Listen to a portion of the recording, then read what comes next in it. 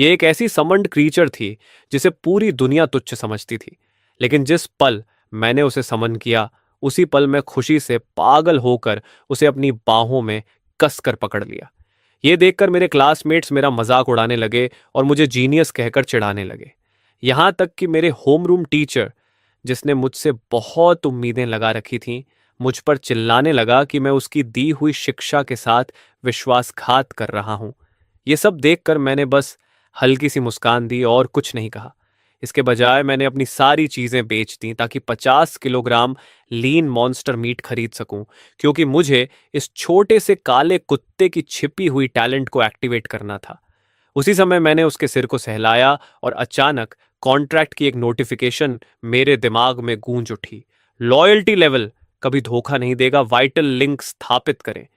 मैंने बिना किसी हिचकिचाहट के लिंक को चुन लिया और उसी क्षण एक भयानक दर्द मेरी आत्मा को चीरने लगा।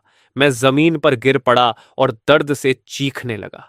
आसपास के क्लासमेट्स को लगा कि मैं सदमे को सह नहीं पाया, इसलिए वे सब मेरा मजाक उड़ाने लगे। मेरी गर्लफ्रेंड लूरुयंट, जो पूरे स्कूल की सबसे खूबसूरत लड़की थी, मेरे पास आई और थोड़ी शर्मिंदगी भरे चेहरे के साथ बोली, माफ करना, नेशनल एग्जाम हमारे जैसे साधारण परिवारों के लिए सोशल स्टेटस बदलने का इकलौता मौका है। अभी थोड़ी देर पहले लियू लियांग, जो एक लांसर नाइट है, उसने मेरे साथ टीम बनाने के लिए हाँ कर दी है, इसलिए अब मैं तुम्हारे साथ टीम नहीं बनाऊंगी। मैं उठकर खड़ा हुआ और बिल्कुल लापरवाही से जवाब दिया, कोई समस्या नहीं। मेरे इतने सरल और ठंडे जवाब को सुनकर वह हैरान रह गई। जो सफाई वह देने वाली थी, वह उसके गले में ही अटक गई और उसे ऐसा लगा जैसे मैं उसे गंभीरता से ले ही नहीं रहा। फिर उसने ठंडी सांस ली, मुड़ी और बिना पीछे देखे चली गई। उसके पास खड़ी लड़की ने मुझे घृणा भरी नजर से देखा और बोली, ये बस दिखावा कर रहा है कि इसे फर्क नहीं पड़ता। लॉरुयान, तुमने कुछ गलत नहीं किया। तुम क्यों इससे ऐसे माफी मांग रही हो? ये तो सिर्फ हथेली जितना छोटा काला कुत्ता ही समन कर सकता है। ये तुम्हारे लायक कैसे हो सकता है? लेकिन उस समय मैंने उनकी बातों पर बिल्कुल ध्यान नहीं दिया, क्योंकि वाइटल लिंक बनने के बाद मुझे पता चल गया था कि इस छोटे कुत्ते ने एसएसएस रैंक टैलेंट अवेकन कर लिया है, एपोस्टल ऑफ वोरेसिटी। ये जो भी खाना खाता है उसे ऊर्जा में बदल सकता है और प्यूरिफिकेशन स्टेज तक पहुंचने के लिए सभी सीमाओं को अनदेखा कर सकता है। लगता है मेरा दर्द बेकार नहीं गया। पूरे महान चाया एम्पायर में एसएसएस रैंक टैलेंट वाले लोग उंगलियों पर गिने जा सकते हैं, और जब भी ऐसा कोई नया व्यक्ति सामने आता है तो पूरा राष्ट्र उसे बहुत महत्व देता है और उसकी सुरक्षा सुनिश्चित करता है, क्योंकि वे बेहद शक्तिशाली होते हैं। मैंने उस छोटे काले कुत्ते को उठाया और अपने चेहरे के पास लाकर कहा, आज से तुम्हारा नाम एमिन है। अब तुम मेरे लिए अच्छी तरह काम करोगे। एमिन खुशी से अपनी जीभ निकालकर होंठ चाटने लगा। मैंने उसे एक स्टेक फेंका और पलक झपकते ही उसने उसे बिना एक टुकड़ा छोड़े निगल लिया। Ordinary meat devoured, purification value +0.5। उसी क्षण उसकी हथेली जितनी काया लगभग न दिखने वाली गति से थोड़ी बड़ी हो गई और उसकी सभी बेस स्टैट्स एक एक पॉइंट बढ़ गईं। और यह तो सिर्फ एक साधारण स्टेक खाने से हुआ था। अगर बाद में यह और भी ज्यादा खाना खा ले तो इसकी शक्ति कितनी डरावनी हो सकती है।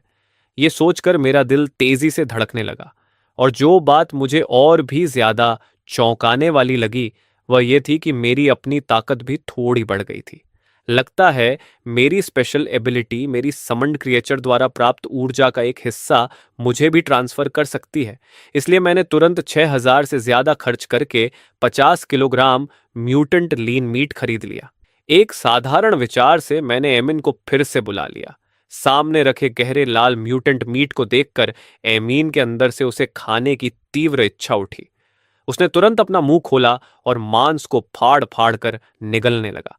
वह पागलों की तरह हर टुकड़े को निगलते ही उसे ऊर्जा में बदल रहा था। जैसे जैसे वह लगातार खाता गया, एक अनंत ऊर्जा एमीन के पूरे शरीर में भरने लगी और उसकी कद काठी आंखों के सामने तेजी से बढ़ने लगी। उसी समय मैंने भी महसूस किया कि मेरा अपना शरीर हर तरफ से मजबूत हो रहा है।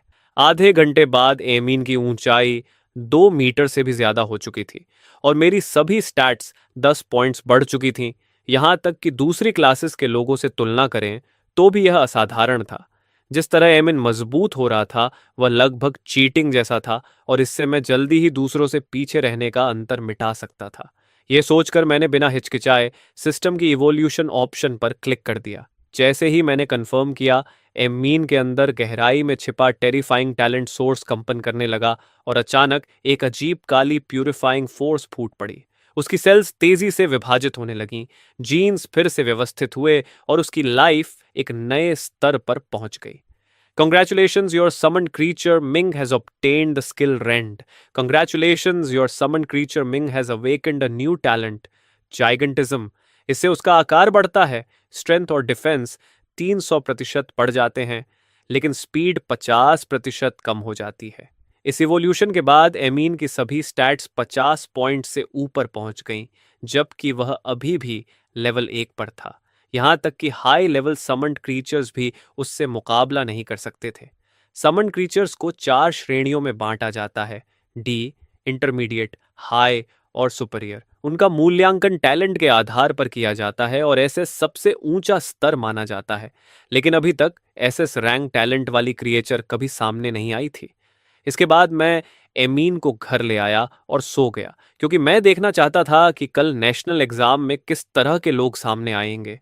अगले दिन नेशनल एग्जाम में भाग लेने वाले छात्रों की भीड़ चौक पर इकट्ठी हो गई। लेन सभी को डंजन में प्रवेश करते समय बरतने वाली सावधानियां समझा रहा था। इस साल नेशनल एग्जाम में कई बड़े बड़े टॉप हाई स्कूल्स के छात्र आए थे, इसलिए प्रतिस्पर्धा अपने चरम पर थी।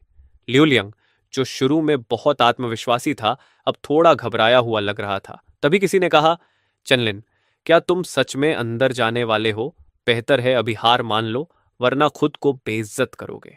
जैसा कहा जाता है, अगर तुम कभी लड़ोगे ही नहीं तो खुद से यह झूठ बोल सकते हो कि तुम कभी हारे ही नहीं।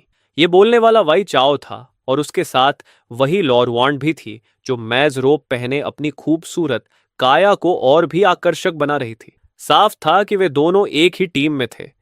मैंने उनकी तरफ बिल्कुल ध्यान नहीं दिया। तभी एक घंटी की आवाज गूंजी और 4 विशाल कांस्य दरवाजे एक साथ खुल गए। दरवाजों की दरार से तुरंत एक ठंडी डरावनी औरा बाहर निकलने लगी। बिना देर किए सभी छात्र उस डंजन की जानकारी ध्यान से देखने लगे जिसमें वे प्रवेश करने वाले थे। यही अंत है। हमारा नंबर 2 हाई स्कूल ओसेम्स फॉरेस्ट वाले डंजन में पड़ा है, जो सबसे ज्यादा फेलियर रेट वाले डंजन्स में से एक माना जाता है। किसी ने कहा, लगभग सभी डंजन्स की डिफिकल्टी लगभग एक जैसी ही होती है, इतना चिल्लाने की जरूरत नहीं है। तुम्हारे नंबर 3 हाई स्कूल को थोड़ा आसान डंजन मिला है, इसलिए तुम लोग शिकायत नहीं कर रहे। यह देखकर लून ने अपने पीछे खड़े छात्रों को चेतावनी दी। ओसेम्स फॉरेस्ट का टेरेन बहुत जटिल है, पेड़ और झाड़ियां बहुत घनी हैं, इसलिए बहुत सावधान रहना और मॉन्स्टर्स के अचानक हमले से बचकर रहना। हमेशा सतर्क रहो और आसपास की हर चीज पर ध्यान देते रहो। इसके बाद लुएन ने एक ऐसी चीज निकाली जो घड़ी जैसी दिखती थी और बोला, ये एक रिकॉर्डर है जिसे एक मैकेनिक ने बनाया है। ये डंजन के अंदर तुम लोगों के स्कोर्स को ट्रांसमिट करेगा। तभी एक और घंटी बजी, जिसका मतलब था कि नेशनल एग्जाम आधिकारिक रूप से शुरू हो चुका है। तभी लंबे नीले बालों वाली, सफेद आर्मर पहने और बेहद खूबसूरत चेहरे वाली एक लड़की सबसे पहले डंजन में दाखिल हुई। किसी ने कहा, यह सुलिनक्सु है, नंबर 3 हाई स्कूल की हमारी सीनियर। उसने अकेले डंजन में जाने का फैसला किया है। टीम में जितने ज्यादा सदस्य होंगे, पॉइंट्स उतने कम मिलेंगे, इसलिए जिनके पास क्षमता होती है वे सोलो ही जाते हैं। मैदान में बैठे अनगिनत स्टूडेंट्स उत्साहित चेहरों के साथ आपस में बातें कर रहे थे। मैंने बस एक विचार से डंजन से कनेक्ट किया और तुरंत एक सफेद रोशनी ने मुझे घेर लिया। मैंने भी डंजन सोलो करने का फैसला किया था। जब सभी अंदर चले गए तो लेवल 20 का एक मिडिल एज्ड आदमी हाथ उठाता है और एक इशारे से पानी की तरह दिखने वाली एक स्क्रीन बना देता है, जिस पर डंजियन के अंदर के दृश्य दिखने लगते हैं। उसी समय अचानक एक सफेद रोशनी चमकी और नंबर 2 हाई स्कूल का एक छात्र डंजियन छोड़कर बाहर आ गया। नंबर 2 हाई स्कूल के सभी टीचर्स एक दूसरे को देखते हैं और फिर चुपचाप सिर झुका लेते हैं। इतने सारे सवालिया नजरों को अपनी ओर मुड़ते देखकर लिमिंग का चेहरा उदास हो जाता है और वह बिना कुछ कहे वाटर स्क्रीन को घूरता रहता है, जबकि उस पर दिख रही तस्वीर धीरे धीरे बदलती रहती है। अचानक एक घने जंगल के बीच एक अकेला लड़का दिखाई देता है। वह चारों ओर देख रहा होता है और लिमिंग के चेहरे पर हैरानी भर जाती है। वह कहता है, क्या हमारे स्कूल की कल वाली क्लास चेंज सेरेमनी में इतना टैलेंटेड स्टूडेंट भी शामिल था? यह सुनकर लून को समझ नहीं आता कि क्या जवाब दे, क्योंकि वह अच्छी तरह जानता है कि मैं तो बस एक साधारण समनर हूं। लेकिन उसी समय डंजियन के अंदर हल्का चक्कर खत्म होने के बाद मैं होश में आता हूं और आसपास का निरीक्षण करता हूं। तभी मुझे किसी चीज के गिरने की आवाज सुनाई देती है। मैं 1 सेकंड भी देर नहीं करता। मेरी बाईं हथेली में अचानक 1 मीटर से लंबा डंडा प्रकट हो जाता है। उसी पल एक लंबा गहरा हरा कीड़ा जैसा मॉन्स्टर ऊपर से छलांग लगाता है, जिसका मुंह पूरी तरह खुला है और उसमें डरावने दांतों की कतारें दिखाई दे रही हैं। मैं अपना डंडा कसकर पकड़ता हूं और उसके सिरे से एक सफेद रोशनी निकलती है जो तुरंत उस मॉन्स्टर के शरीर को भेद देती है। उसका शरीर 2 टुकड़ों में कटकर ऐसे गिर जाता है जैसे किसी कठपुतली की डोर काट दी गई हो। वह जमीन पर गिरकर तड़पता है। आपने टॉक्सिक फैंग वर्म को मार दिया है, आपको 5 एक्सपीरियंस पॉइंट्स मिले। उसी समय मेरी कलाई पर बंधे रिकॉर्डर में नोटिफिकेशन आती है, स्कोर +15। बाहर मौजूद लोग हैरान रह जाते हैं। क्या यह समनर नहीं है? लेकिन इतने तेज रिफ्लेक्स और स्पीड तो सिर्फ हाई एजिलिटी वाले लोगों में ही हो सकती है। लून भी उतना ही हैरान है, क्योंकि प्रैक्टिकल कॉम्बैट क्लास में मेरी परफॉर्मेंस अच्छी थी, लेकिन इतनी ज्यादा नहीं। उस वर्म को मारने के बाद मैं जंगल के अंदर और गहराई में बढ़ता हूं। तभी एक अजीब और डरावनी आवाज गूंजती है। छोटे छोटे बदसूरत हरे और चिकनी त्वचा वाले जीव दिखाई देते हैं।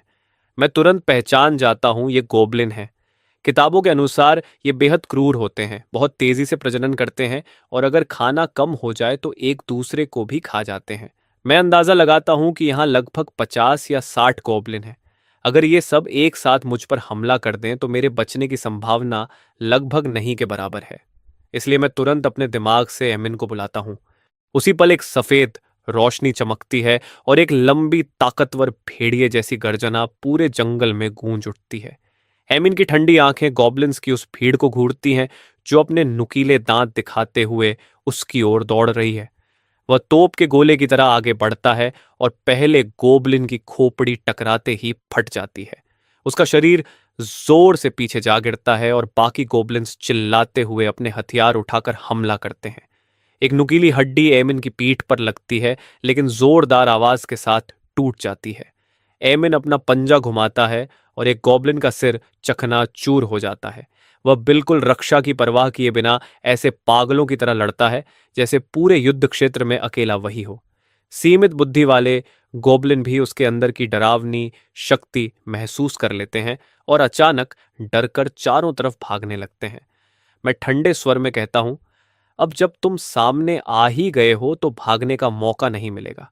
मैं एमिन को पीछा करने का इशारा करता हूं और खुद सबसे पास वाले गॉबलिन पर टूट पड़ता हूं। बाहर बैठे दर्शक इस क्रूर दृश्य को देखकर स्तब्ध रह जाते हैं। हमारे स्कूल में इतना ताकतवर समनर भी है, उसकी समन तो बेहद शक्तिशाली है, लेकिन वह खुद भी इतना मजबूत कैसे हो सकता है? यह तो बिल्कुल चीट जैसा है। नंबर 2, हाई स्कूल के दर्शक मंच में कुछ देर पहले तक सभी स्टूडेंट्स बहुत उत्साहित थे। जब उन्होंने देखा कि मैं गोबलिन के झुंड में फंस गया हूं, तो सभी को लगा कि मैं तुरंत बाहर हो जाऊंगा। लेकिन मैंने अकेले ही पूरे गोबलिन ग्रुप का सफाया कर दिया। यह देखकर लिमिंग का चेहरा गंभीर हो जाता है और वह सोचता है, इतनी जल्दी इतनी ताकत हासिल करने के लिए उसके पास कम से कम कोई सीक्रेट इवॉल्विंग टैलेंट होना चाहिए। उसका पोटेंशियल तो लगभग हाई लेवल समन के बराबर है। क्या नंबर 2, हाई स्कूल में आखिरकार ऐसा जीनियस पैदा हुआ है जो हमें गौरव दिला सके? वह तुरंत पीछे खड़े व्यक्ति से पूछता है, इस समय चेनलिन का स्कोर कितना है? जवाब मिलता है, रिकॉर्डर के हिसाब से उसका वर्तमान स्कोर 560 पॉइंट्स है। वह हमारे स्कूल में पहले स्थान पर है। लेकिन नंबर 3, हाई स्कूल की सुलिनक्सु उससे भी ज्यादा डरावनी है। उसका स्कोर 830 है और वह बहुत बड़े अंतर से कंपटीशन में आगे चल रही है। यह सुनते ही लाइमिंग और बाकी टीचर्स की सांसें रुक जाती हैं, क्योंकि डंजन में गए अभी 20 मिनट भी नहीं हुए हैं और इतने स्कोर के साथ वह पूरे प्रोविंस में भी पहला स्थान हासिल कर सकती है। डंजन के अंदर गॉबलिन्स के शवों से रोशनी के गोल गोले निकलकर मेरे शरीर में समा रहे थे और मैं जल्दी ही लेवल 2 पर पहुंच गया। मेरी स्पिरिट 5 पॉइंट्स बढ़ गई, लेकिन यही एक साधारण क्लास की कमी है। चाहे मैं लेवल कितना भी बढ़ा लूं, बाकी लोगों से फर्क और बढ़ता ही जाएगा और अंत में एक ऐसा अंतर बन जाएगा जिसे पार करना असंभव होगा। लेकिन मुझे इसकी ज्यादा चिंता नहीं थी, क्योंकि एमिंग की सब कुछ अब्जॉर्ब करने वाली क्षमता इस कमी को पूरा कर सकती है। मेरा स्कोर पहले ही क्वालिफिकेशन थ्रेशोल्ड से ऊपर जा चुका था, इसलिए एकेडमी में एडमिशन लगभग तय था। लेकिन मेरी महत्वाकांक्षा इससे कहीं आगे थी। एमिंग गॉब्लिन्स के शवों को चबाते हुए कड़क कड़क की आवाज कर रहा था। मैंने कहा, चलो एमिंग, अब आगे बढ़ते हैं। असली शिकार तो अभी शुरू हुआ है। गॉब्लिन्स झुंड में रहने वाले जीव होते हैं, इसलिए अगर यहां उनकी एक टुकड़ी मिली है तो आसपास उनका कोई घोंसला जरूर होगा। करीब 10 मिनट तक मुझे एक भी मॉन्स्टर नहीं मिला, जिससे मेरा शक और पक्का हो गया। इसे डंजन कहा जाता है, लेकिन यह असल में एक अलग दुनिया जैसा है। यहाँ कुछ भी अपने आप रिस्पॉन्ड नहीं होता, सब कुछ प्रकृति के नियमों के अनुसार चलता है। तभी अचानक ऊपर से लंबी हड्डियों की भालाएं मेरी तरफ फेंकी गईं और चारों ओर से गोबलिन युद्ध की चीखें लगाते हुए मुझ पर टूट पड़े। उनके हथियार हवा में लहरा रहे थे, लेकिन मेरे चेहरे पर डर का कोई निशान नहीं था। मेरा डंडा पल भर में तलवार में बदल गया और एक ही वार में मैंने एक गोबलिन का सिर धड़ से अलग कर दिया। उस समय मैं मानो एक खास कॉम्बैट मोड में था। मेरी पूरी एकाग्रता इन कमजोर गोबलिन्स को तेजी से खत्म करने पर लगी थी। हर बार जब मैं वार से बचता, मेरी तलवार सर्जिकल प्रिसिजन के साथ उनकी जान ले लेती। उस पल मैं हवा में नाचती तितली जैसा था, जिसकी पंख दरअसल मौत की दरांती थी। ये लड़ाई इतनी सुंदर और सटीक थी कि मानो कोई कला हो, और नंबर 2 हाई स्कूल के दर्शक, चाहे शिक्षक हों या छात्र, सब हैरान और उत्साहित होकर मुझे देख रहे थे। क्या जबरदस्त कॉम्बैट स्किल है! उसने जरूर बहुत अभ्यास किया होगा। उसकी स्वॉर्ड मास्टरी तो और भी अद्भुत है। हर वार बिल्कुल गले को काटता है। अगर 1 मिलीमीटर भी इधर उधर हो जाए तो वार घातक नहीं होगा। अब किसी की नजर कहीं और नहीं थी। सबकी आंखें मुझ पर ही टिकी थीं। लुएन को तो जैसे झटका लग गया, क्योंकि 3 साल के हाई स्कूल में उसने मुझे ट्रेनिंग क्लासेस में कभी तलवार छूते तक नहीं देखा था। तभी किसी ने चिल्लाकर कहा, सावधान! लेवल 6 के बर्जरकर गॉब्लिन्स आ गए हैं। कुल 13 हैं। चेनलिन मुसीबत में पड़ सकता है। रुको, यहाँ फायर गॉब्लिन और आइस गॉब्लिन भी हैं। उसने अकेले गॉब्लिन नेस्ट खोज लिया है। ये बहुत खतरनाक है। इन गोब्लिन के आते ही उनका लीडर सामने आया और गोब्लिन ने अपनी बेतरतीब हमले बंद कर दिए। आग की लपटों से घिरे फायर गोब्लिन ने एक भयानक चार्ज किया और मुट्ठी जितने बड़े फायरबॉल्स बनाकर मेरी ओर फेंके। मैं तेजी से हर एक को डोट्स करता रहा, लेकिन उसी मौके का फायदा उठाकर दूसरे गोब्लिन ने हमला किया। मैंने हल्का सा सिर घुमाकर एक भाले से बचा और तुरंत हाथ बढ़ाकर एक गोब्लिन को गर्दन से पकड़कर हवा में उछाल दिया। उसी समय आने वाले फायरबॉल्स उससे टकराकर भयंकर आग के विस्फोट में बदल गए। इसके बाद मैंने बाकी गोब्लिन्स को भी प्रोजेक्टाइल की तरह इस्तेमाल करना शुरू कर दिया और उन्हें कैननबॉल की तरह फायर गोब्लिन की ओर फेंकता रहा। बाहर यह दृश्य देखकर सभी छात्र दंग रह गए। क्या ऐसे भी लड़ाई लड़ी जा सकती है? यहां तक कि उनके शिक्षक लून भी अवाक थे, क्योंकि उन्हें याद ही नहीं था कि उन्होंने मुझे ऐसा कोई तरीका सिखाया हो। इस बीच मैंने फायर गॉब्लिन्स को पूरी तरह भ्रमित कर दिया था। अगर वे जादू करते तो अपने ही साथियों को मार देते, और अगर जादू नहीं करते तो मैं उन्हें खत्म कर देता। इस अफरा तफरी का फायदा उठाकर एमिन पीछे की ओर से घुस गया और एक एक करके उन्हें खत्म करने लगा। सैकड़ों गोबलिन की भीड़ में अब सिर्फ कुछ ही बचे थे और उनके पास भागने के अलावा कोई रास्ता नहीं था। इस बार मैंने उन्हें पूरी तरह खत्म नहीं किया, बल्कि धीरे धीरे उनका पीछा करते हुए उनके ठिकाने तक पहुंचने का फैसला किया। मैं भागते हुए गोबलिन का पीछा करता हुआ एक गुफा तक पहुंचा। तभी ऊपर चट्टान से कुछ छोटे हरे साए कूदे। मैंने अपनी तलवार कसकर पकड़ी और एक तेज वार किया। गोबलिन का सिर और शरीर अलग अलग जमीन पर गिर पड़े। बाकी 2 को एमीन ने पकड़ लिया, जिसकी नाइट विजन बहुत तेज थी, और उसने उन्हें डरावनी चरमराहट के साथ निगल लिया। अचानक गुफा के मोड़ से अनगिनत मशालों की रोशनी दिखाई दी।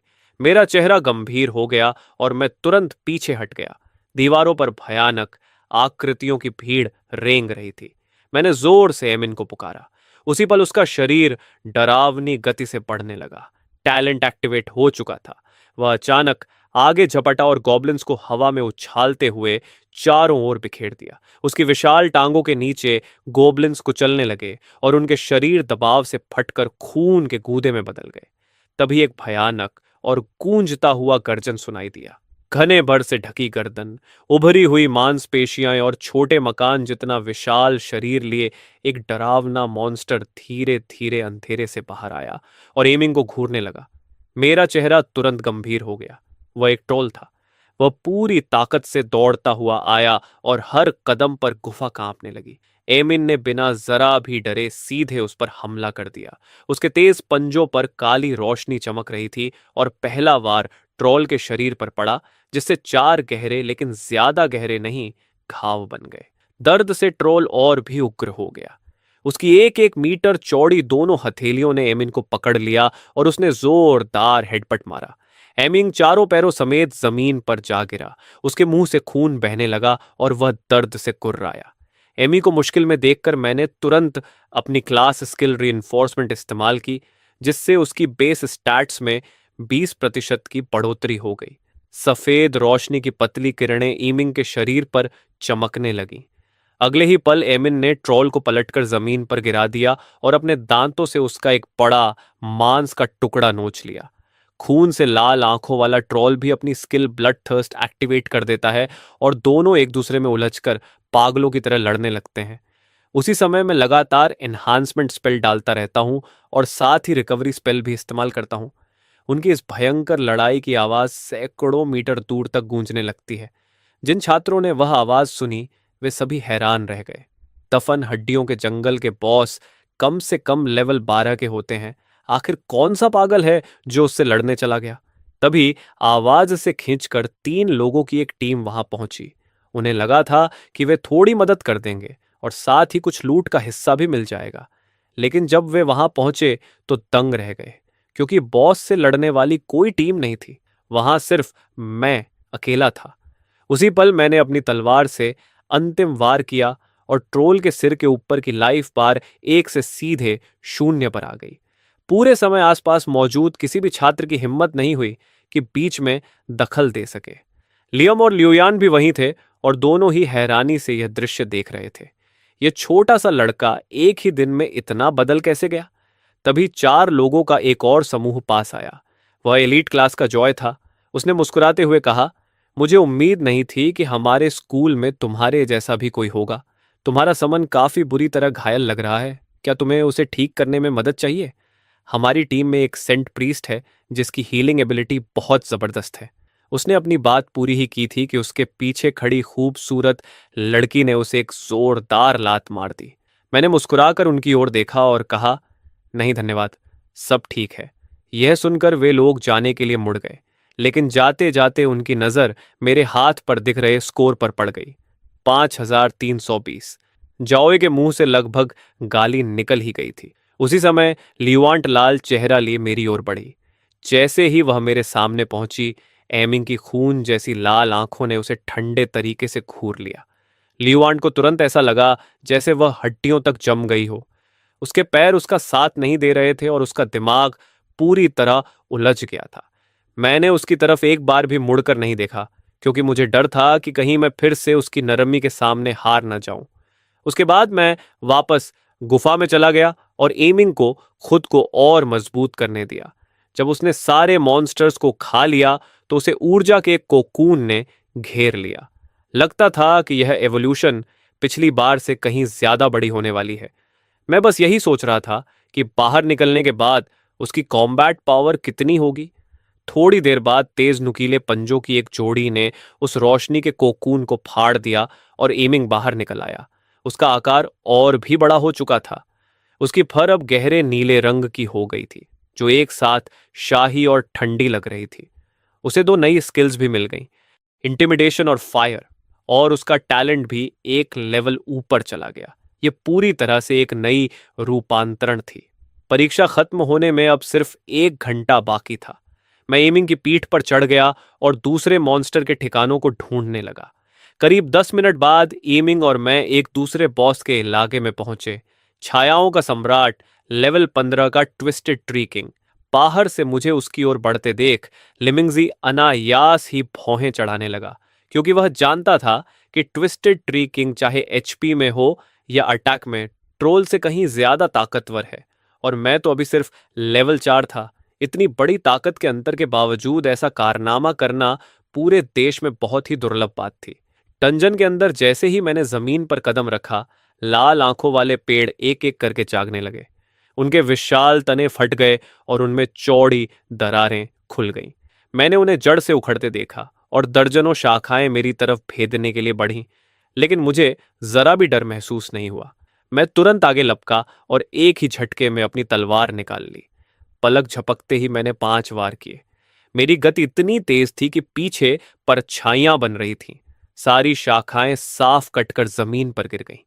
मेरी आंखें सख्त हो गईं और मैं कुछ ही छलांगों में उस ट्रेंट तक पहुंच गया। मेरी तलवार सीधे उसकी टांग की दरार पर जा लगी और वहां एक गहरा घाव खोल दिया। पेड़ से फव्वारे की तरह रस बहने लगा और उसकी लाइफ बार खाली हो गई। अपने साथी को इस तरह मरते देख बाकी ट्रेंट्स डर से पीछे हटे, लेकिन अगले ही पल वे सब हम पर टूट पड़े। तभी एमिंग ने गुस्से से दहाड़ लगाई और सामने वाले ट्रेंट को एक ही वार में चीर दिया। फिर उसके शरीर से काली लपटें निकलकर उसे पूरी तरह ढकने लगीं। वे लपटें ट्रेंट्स में फैलती चली गईं और रुकने का नाम ही नहीं ले रही थीं। ट्रेंट्स दर्द से चीख रहे थे और तड़प रहे थे, लेकिन चाहे जितनी कोशिश करते वे उन काली लपटों को बुझा नहीं पा रहे थे, क्योंकि वे उनकी जीवन शक्ति को जलाकर खुद को और भड़का रही थीं। ये देखकर मैं भी थोड़ा हैरान रह गया। मुझे उम्मीद नहीं थी कि एमिंग की लपटें इतनी खतरनाक होंगी। बहुत जल्दी पूरा इलाका आग के समुद्र में बदल गया और सारे ट्रेंट्स राख बन गए। उसके बाद वे काली लपटें वापस एमिंग के शरीर में समा गईं। इन लपटों की वजह से एमिंग को मांस खाने की जरूरत नहीं पड़ती, वह सीधे ऊर्जा अब्जॉर्ब कर सकता है। कुछ ही पलों में एमिंग और मैं दोनों एक साथ लेवल अप हो गए और मेरा स्कोर सीधे बढ़कर 7120 पॉइंट हो गया। तभी अचानक जमीन फट गई और बाहों जितने मोटे सुनहरे प्रोजेक्टाइल हमारी ओर फट पड़े। दूर से एक भयानक और गुस्से भरी गर्जना सुनाई दी। सैकड़ों ट्रेंट्स के बीच एक विशाल ट्रेंट किंग धीरे धीरे प्रकट हुआ, जिसकी ऊंचाई 100 मीटर से भी ज्यादा थी। मैं चुपचाप एक कदम पीछे हट गया। भले ही मेरी सारी बेस स्टैट्स अब 50 से ऊपर थीं, फिर भी उससे लड़ना लगभग आत्महत्या ही होता। मैं अपनी सीमाएं अच्छी तरह जानता था। इतना शक्तिशाली दुश्मन समन के लिए ही सही होता है। हेमिक की आंखें अचानक भयंकर हो गईं और उसके शरीर पर काली लपटें फिर से जल उठीं। उसने सीधे अपना सबसे शक्तिशाली रूप धारण किया और बीच में खड़े उस विकराल ट्रेंट किंग की ओर झपट पड़ा। काली लपटें सब कुछ लालच से निगल रही थीं और ट्रेंट्स लगातार दर्द से चिल्ला रहे थे। मैंने भी मौका देखकर हमला शुरू किया और लड़ाई को खत्म करने के लिए आगे बढ़ गया। अपने साथियों को इस तरह मरते देख विकृत ट्रेंट किंग जोर से हंस पड़ा। अनगिनत सुनहरी शाखाएं ईमिंग पर टूट पड़ी, लेकिन उसने उनकी परवाह ही नहीं की और सीधे पागलों की तरह ट्रेंट किंग के मुख्य शरीर की ओर झपट पड़ा। हैमिंग के पंजे बेहद तेज थे और काली रोशनी के चाप बार बार ट्रेंट किंग पर गिर रहे थे, मानो उसकी छाल को उधेड़ कर रख देंगे। ट्रेंट किंग का चेहरा दर्द से मरोड़ खा गया। इन सारी टहनियों ने अलग अलग तरफ से एमिंग को भेदने की कोशिश की, लेकिन एमिंग ने अपनी बॉडी की डिफेंस पर भरोसा करते हुए हर वॉर का सीधा जवाब दिया। काले फ्लेम्स धीरे धीरे उस राजा के ऊपर चढ़ने लगे और ट्रिएंडिफॉर्म किंग की आंखें डर से भर गईं। उसे साफ महसूस हो रहा था कि उसकी अपनी लाइफ धीरे धीरे खत्म हो रही है। ट्रिएंडिफॉर्म किंग डर गया और घबराकर पागलों की तरफ भागने की कोशिश करने लगा, लेकिन एमिंग ने फिर से एक भयानक दहाड़ लगाई और उसी पल काले फ्लेम्स ने उसे जकड़ लिया। हेमिंग के अटैक्स और भी ज्यादा हिंसक हो गए। उसी समय जाओ और बाकी 3 लोग जो मदद के लिए दौड़कर आए थे, मुश्किल से निगलते हुए खड़े थे और उनके चेहरों पर साफ शौक दिख रहा था, क्योंकि दूसरे टियर का लेवल 15 मॉन्स्टर ट्रिएंडिफॉर्म किंग इस तरह पूरी तरह दबाया जा रहा था। उनका वहां आना मुझे भी थोड़ा हैरान कर गया। तभी अचानक जोरदार गिरने की आवाज गूंजी और ट्रिएंडिफॉर्म किंग पूरी तरह खत्म हो गया। उसी समय मेरे शरीर से सफेद रोशनी निकलने लगी और मैं लेवल 8 पर पहुंच गया। साथ ही रिकॉर्डर पर मेरा स्कोर भी 3000 और बढ़ गया। मैंने आखिरी ट्रेंड्स उन्हें छोड़ दिए ताकि वे 4 किल्स कर सकें और आसानी से पॉइंट्स भी हासिल कर लें। मियाँ चान चान का मुंह हल्का सा खुला रह गया था। सिर्फ 10 मिनट के अंदर ही हमारे स्कोर सबसे बेहतरीन एकेडमीज में एडमिशन के मिनिमम थ्रेशोल्ड तक पहुंच चुके थे। इससे पहले क्या कभी ऐसा हुआ था कि हमें किसी मॉन्स्टर के खिलाफ अपनी पूरी ताकत न लगानी पड़ी हो? जाओ ने सिर हिलाते हुए कहा कि शेनलिन का एमिंग सच में बहुत ही डरावना है। इन ट्रेंड्स को कैसे मारा गया इससे फर्क नहीं पड़ता, लेकिन अब उनमें से कोई भी पीछे मुड़कर देखने की भी हिम्मत नहीं कर रहा था। उसी समय सारे काले फ्लेम्स वापस हेमिंग के शरीर में लौट गए और हेमिंग का नॉर्मल साइज 7 मीटर तक पहुंच गया। मेरी सारी बेसिक स्टैट्स अब 70 पॉइंट्स से ऊपर जा चुकी थी। मैं अभी अभी लेवल 10 पर पहुंचा था, इसलिए अब मैं अपना पहला क्लास चेंज कर सकता था। इस साल का एंट्रेंस एग्जाम भी अब खत्म हो चुका था और डंजन हमें जबरदस्ती टेलीपोर्ट करना शुरू कर रहा था। सफेद रोशनी में घिरे अनगिनत स्टूडेंट्स एक एक करके वापस विशाल मैदान में लौटने लगे और तुरंत ही उनका जोरदार स्वागत और चीयर्स से किया गया। मेरे पास 7 मीटर ऊंचा ईमिंग झुका हुआ बैठा था, बेहद भारी और बिल्कुल स्थिर। उसने सच में पहला स्थान हासिल कर लिया था। लिमिंजी और बाकी एक्साइटेड प्रोफेसर्स के चेहरे उत्साह से लाल हो गए थे। यह सच में डराने वाला था, क्योंकि उसके पास एक साथ 3 अलग-अलग टैलेंट्स थे और वह खुद भी बेहद ताकतवर था। एक समनर होकर इतने सारे बॉसेस को मार देना पहले कभी नहीं देखा गया था। वायोलू, तुम्हें सच में बहुत ही शानदार स्टूडेंट मिला है। चलो जल्दी चलकर शेनलिन का स्वागत करते हैं। लिमिंगजी उन्हें जल्दी जल्दी अपने साथ ले गया। मैदान के दूसरे तरफ लूरुयांट का चेहरा पीला पड़ चुका था। उसने 1 घंटे पहले ही डंजन छोड़ दिया था और एलिमिनेट हो गई थी। उसका स्कोर इतना भी नहीं था कि वह किसी बड़ी एकेडमी में प्रवेश पा सके। ये सब उसकी ही गलती थी। उसकी समझ साफ तौर पर कमजोर नहीं थी, लेकिन उसने मुझे इसके बारे में बताया ही नहीं। अगर उसने पहले बता दिया होता तो मैं कभी भी लुलियन के साथ टीम नहीं बनाता। ये सोचते हुए लुयांट की आंखें और भी अंधेरी हो गईं। उसी समय सुलिंगसू भी स्कूल नंबर 3 के प्रिंसिपल और प्रोफेसर से घिरा हुआ था और उनके बीच आह भरते हुए खड़ा था। स्कूल नंबर 2 की किस्मत सच में बहुत जबरदस्त निकली कि वहां से इतना बड़ा प्रोगड़ी निकल आया। हाँ बिल्कुल, लिनक्सु, हिम्मत मत हारो। तुम्हारा 19,500 का स्कोर पहले ही बहुत शानदार है। सुलिनक्सु ने हल्की मुस्कान के साथ दिखाया कि वह ठीक है, और फिर कुछ जिज्ञासा के साथ स्कूल नंबर 2 की दिशा में सोचते हुए देखने लगा। तभी प्रोविंशियल रैंकिंग जारी की गई और बिना किसी शक के मैं फर्स्ट रैंक पर था। मैं सिर्फ इतना ही कह सकता हूं कि एमिंग सच में एक मॉन्स्टर है। उसकी ग्रोथ न सिर्फ अनलिमिटेड है, बल्कि हर एवोल्यूशन के साथ उसकी कॉम्बैट पावर और भी ज्यादा डरावनी होती जा रही है।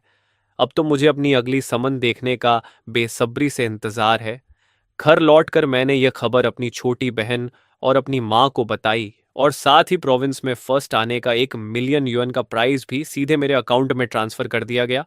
अब मेरी माँ और मेरी बहन को तंगी में जीने की जरूरत नहीं पड़ेगी। उसके बाद मैं अपने कमरे में वापस गया ताकि अपने पहले क्लास चेंज की तैयारी कर सकूं। पहला क्लास चेंज करने के लिए एक री इनकारनेशन डंजन को रैंडम मैच मेकिंग के जरिए पूरा करना जरूरी था। पैनल को देखते ही मैंने बिना किसी झिझक के फर्स्ट क्लास चेंज पर क्लिक कर दिया और उसी पल मैं अपने कमरे से गायब हो गया। कोऑर्डिनेट 0894। ये एक ऐसा वर्ल्ड था जो पूरी तरह तबाही के कगार पर खड़ा था। इंसानियत की आखिरी लौ भी बुझने के करीब थी। क्या तुम इस दुनिया को बचाओगे या इसे पूरी तरह खत्म कर दोगे? ऑप्शनल क्वेस्ट एक, 1000 फ्लेओ बीस्ट्स को खत्म करो और जितना हो सके सर्वाइवर्स की रक्षा करो। ऑप्शनल क्वेस्ट दो, फ्लेओ की मेट्रियार्क्स को सब कुछ निगलने में मदद करो ताकि वह इवॉल्व कर सके। इस बार कुल 10 पार्टिसिपेंट्स थे। टाइम लिमिट 24 घंटे की थी और कोई भी अपनी मर्जी से इस जगह से वापस नहीं जा सकता था। बिना किसी चेतावनी के मैं अचानक खंडहरों से भरे एक इलाके के बीच प्रकट हो गया। मैंने हल्का सा भौहें सिकोड़ी और बिना ज्यादा सोचे सीधे पहला क्वेस्ट चुन लिया, फ्लेओ की मेट्रियार्च को सब कुछ निगलने में मदद करना। लेकिन फिर मेरे हेमिक का क्या होगा? ठीक उसी पल बगल की कांच वाली दरवाजे से एक आकृति जोर से बाहर फेंकी गई और कांच के अनगिनत टुकड़ों के साथ एक छोटी कद की लड़की जमीन पर गिर पड़ी। उसी समय एक खून जैसे रंग की और बिना चमड़ी वाली रेंगने वाली बीस्ट अंधेरी दुकान से बाहर कूदी और सीधे उस लड़की पर झपट पड़ी। लड़की ने मुश्किल से अपने पास पड़े लंबे सैबर की तरफ हाथ बढ़ाया, लेकिन वह थोड़ा धीमी पड़ गई। मौत का डर उसे घेरने लगा और उसने इंस्टिंक्टिवली अपने हाथ आगे करके खुद को बचाने की कोशिश की। तभी हवा को चीरती हुई एक तलवार की चमक निकली और उस रेंगती डिजास्टर बीस्ट का सिर एक ही वार में कट गया। संतुलन खोकर वह मॉन्स्टर जमीन पर गिर पड़ा। मैं उस हक्का बक्का लड़की की तरफ मुड़ा और कहा, नमस्ते, मेरा नाम शेनलिन है। लड़की ने जवाब दिया, मेरा नाम लू है। मैं अभी उससे इस दुनिया के बारे में सवाल पूछने ही वाला था कि अचानक एक अलार्म बज उठा। सिचुएशन योचू सेफ, जनरल रिट्रीट। यह सुनते ही लूलू का चेहरा सख्त हो गया। उसने तुरंत मेरा हाथ पकड़ लिया और बोला, जल्दी चलो, यहां से निकलना होगा। लेकिन वह अपनी बात पूरी भी नहीं कर पाया था कि दूर से उछलती हुई एक कार सीधे हमारी तरफ आकर टकराने वाली थी। मैंने तुरंत लूलू को अपने पीछे खींचा और अपना स्टाफ सामने हॉरिजॉन्टल पकड़ लिया ताकि उस तेज टक्कर को झेल सकूं। जोरदार इम्पैक्ट के बाद मैं करीब 10 मीटर पीछे खिसक गया और फिर खुद को संभाल कर रुक गया। लूलू घबराया हुआ था और दर्द की परवाह किए बिना तेजी से भागते हुए बोला, तुम ठीक हो ना? तुम्हें कुछ हुआ तो नहीं? मैंने अपनी उफनती एनर्जी को शांत किया, सिर हिलाया और सामने देखा। वहां एक क्रीचर 2 पैरों पर खड़ा था, एक डिजास्टर बीस्ट जिसके पूरे शरीर पर नुकीले कांटे निकले हुए थे। यह एक दाउमो था। अब भागने का कोई रास्ता नहीं था। लूलू का चेहरा गंभीर हो गया और उसका हाथ अनजाने में अपने सेबर की मूठ पर और कस गया। उसी समय दाओमो तेज कदमों से हमारी तरफ बढ़ने लगा। अगले ही पल उसके पैरों के नीचे की जमीन धंस गई और वह अपनी पूरी ताकत के साथ झपट पड़ा। इससे पहले कि लू कुछ समझ पाता, एक परछाई बिजली की तरह उसके पास से गुजरी और सीधे उस मॉन्स्टर से टकराने चली गई। मैंने अपने स्टाफ की ब्लेड निकालकर दाओमो के तेज काटने वाले बाजुओं से टकरा दी और टक्कर से एक साफ धातु जैसी आवाज गूंजी। दाओमो दर्द से गरजा और उसका दूसरा हाथ मेरे सिर पर गिरने वाला था, लेकिन मैंने उसे जोर से पीछे धकेल दिया और चिल्लाकर कहा, लू, अपना सेबर मुझे दो। यह सुनते ही लू ने बिना जरा भी हिचकिचाए अपने हथियार की मूठ पकड़ी, उसे खींचकर निकाला और मेरी तरफ फेंक दिया। मेरी आंखों में लड़ने का जोश भर गया। अब फिर से शुरू करते हैं। जैसे उसने मेरी चुनौती महसूस कर ली हो। ताओमो फिर से झपटा और उसके दोनों ब्लेड जैसे बाजू पागलों की तरह घूमने लगे, लेकिन मुझे जरा भी डर नहीं था। एक हाथ में तलवार और दूसरे में सेबर लेकर मैंने उसका सामना किया। सिर्फ 5 सेकंड के अंदर ही हम दोनों ने इतने तेज वार किए कि हमारी परछाइयां पीछे छूटती नजर आ रही थीं। अनगिनत टक्करों के बाद मुझे एक मौका मिल गया। मैंने सिर झुकाकर उसकी घातक चोट से बचाव किया और उसी पल मेरे बाएं हाथ का लंबा सेबर ऊपर की तरफ चला गया। उसकी धार ने एक ही वार में दाओमो का बाजू काट दिया। उसे संभलने का मौका दिए बिना मैंने अपनी तलवार सीधा उसके दिल में घुसा दी। तलवार उसकी सख्त चमड़ी को चीरती हुई आर पार निकल गई। लू अभी भी दर्द से अपना हाथ पकड़कर खड़ा था। वह मेरे पास आया और पूछा, तुम यहां के नहीं हो ना? मैंने शांत आवाज में जवाब दिया, क्या तुम मुझे इस दुनिया के बारे में थोड़ा बता सकते हो? लू बोला, यह सब निकी की वजह से हुआ है। यह पूरी 1 महीने तक चला। बहुत से लोग इस यातना को सह नहीं पाए और पागल हो गए। फिर वे मॉन्स्टर्स में बदल गए जो सिर्फ मारने के लिए जीते हैं। अब निकी फिर से बदल गया है।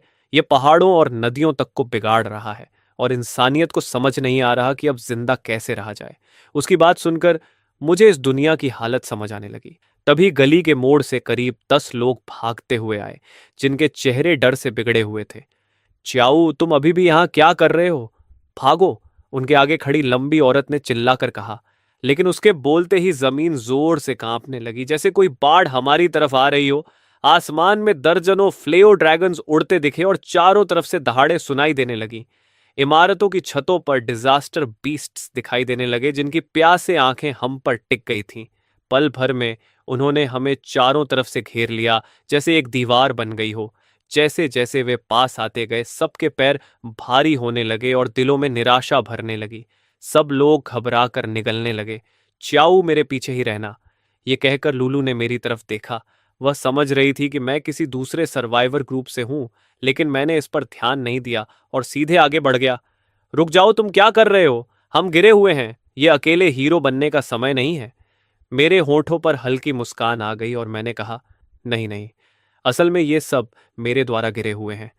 अगर मैं इन सभी फ्लेओ क्रीचर्स को मार दूं तो मेरा स्कोर तेजी से बढ़ जाएगा। एमिंग। सफेद रोशनी की चमक के साथ 7 मीटर ऊंचा एमिंग तुरंत प्रकट हो गया और उसकी दहाड़ से आसमान तक कांप उठा। उसकी ठंडी नजर सामने खड़ी फ्लेओ क्रीचर्स की लहर पर पड़ी और फिर वह सीधे अपने कोलोसल फॉर्म में बदल गया। अचानक उसका आकार 28 मीटर तक पहुंच गया और उसका शरीर कई इमारतों से भी ऊंचा हो गया। एमिंग ने अपने चारों पैरों में ताकत भरी और जमीन हर तरफ से फट गई। वह एक मिसाइल की तरह जलती गर्मी के साथ क्रीचर्स की भीड़ के बीच कूद पड़ा। कोई भी क्रीचर कुछ सेकंड से ज्यादा टिक नहीं पाया और दर्द भरी चीखों के साथ मरकर न्यूट्रिएंट्स में बदलता गया। दूर खड़े लोग यह सब देखकर पूरी तरह स्तब्ध रह गए। तभी अचानक करीब 10 क्रीचर्स मुझ पर टूट पड़े। सावधान! यह देखकर लूलू तुरंत चिल्लाई और मेरी मदद करने दौड़ी, लेकिन अगले ही पल उसका शरीर रुक गया, क्योंकि पीछे हटने की बजाय मैं खुद उन पर टूट पड़ा। अपनी तलवार और सेबर से मैंने उन्हें ऐसे काटा जैसे यह कोई बड़ी बात ही न हो, और पल भर में ही मुझ पर हमला करने वाले सभी क्रीचर्स को खत्म कर दिया। लुलू यह देखकर हैरान रह गया। उसके शरीर में फ्लेओ म्यूटेशन का कोई निशान नहीं है। उसे तो कमजोर होना चाहिए था। तभी लुलू के दिमाग में एक संभावना कौन थी। 6 महीने पहले जब वह खाने की तलाश में निकली थी, तब उसे कुछ लोग मिले थे जो इतने ही ताकतवर थे और उनके शरीर में भी कोई म्यूटेशन नहीं था। उन्हीं लोगों ने सर्वाइवर्स के सीक्रेट बेस को नष्ट कर दिया था और सर्वाइवर्स को फ्लेओ क्रिएचर्स के सामने छोड़ दिया था, जिन्होंने उन्हें मार डाला।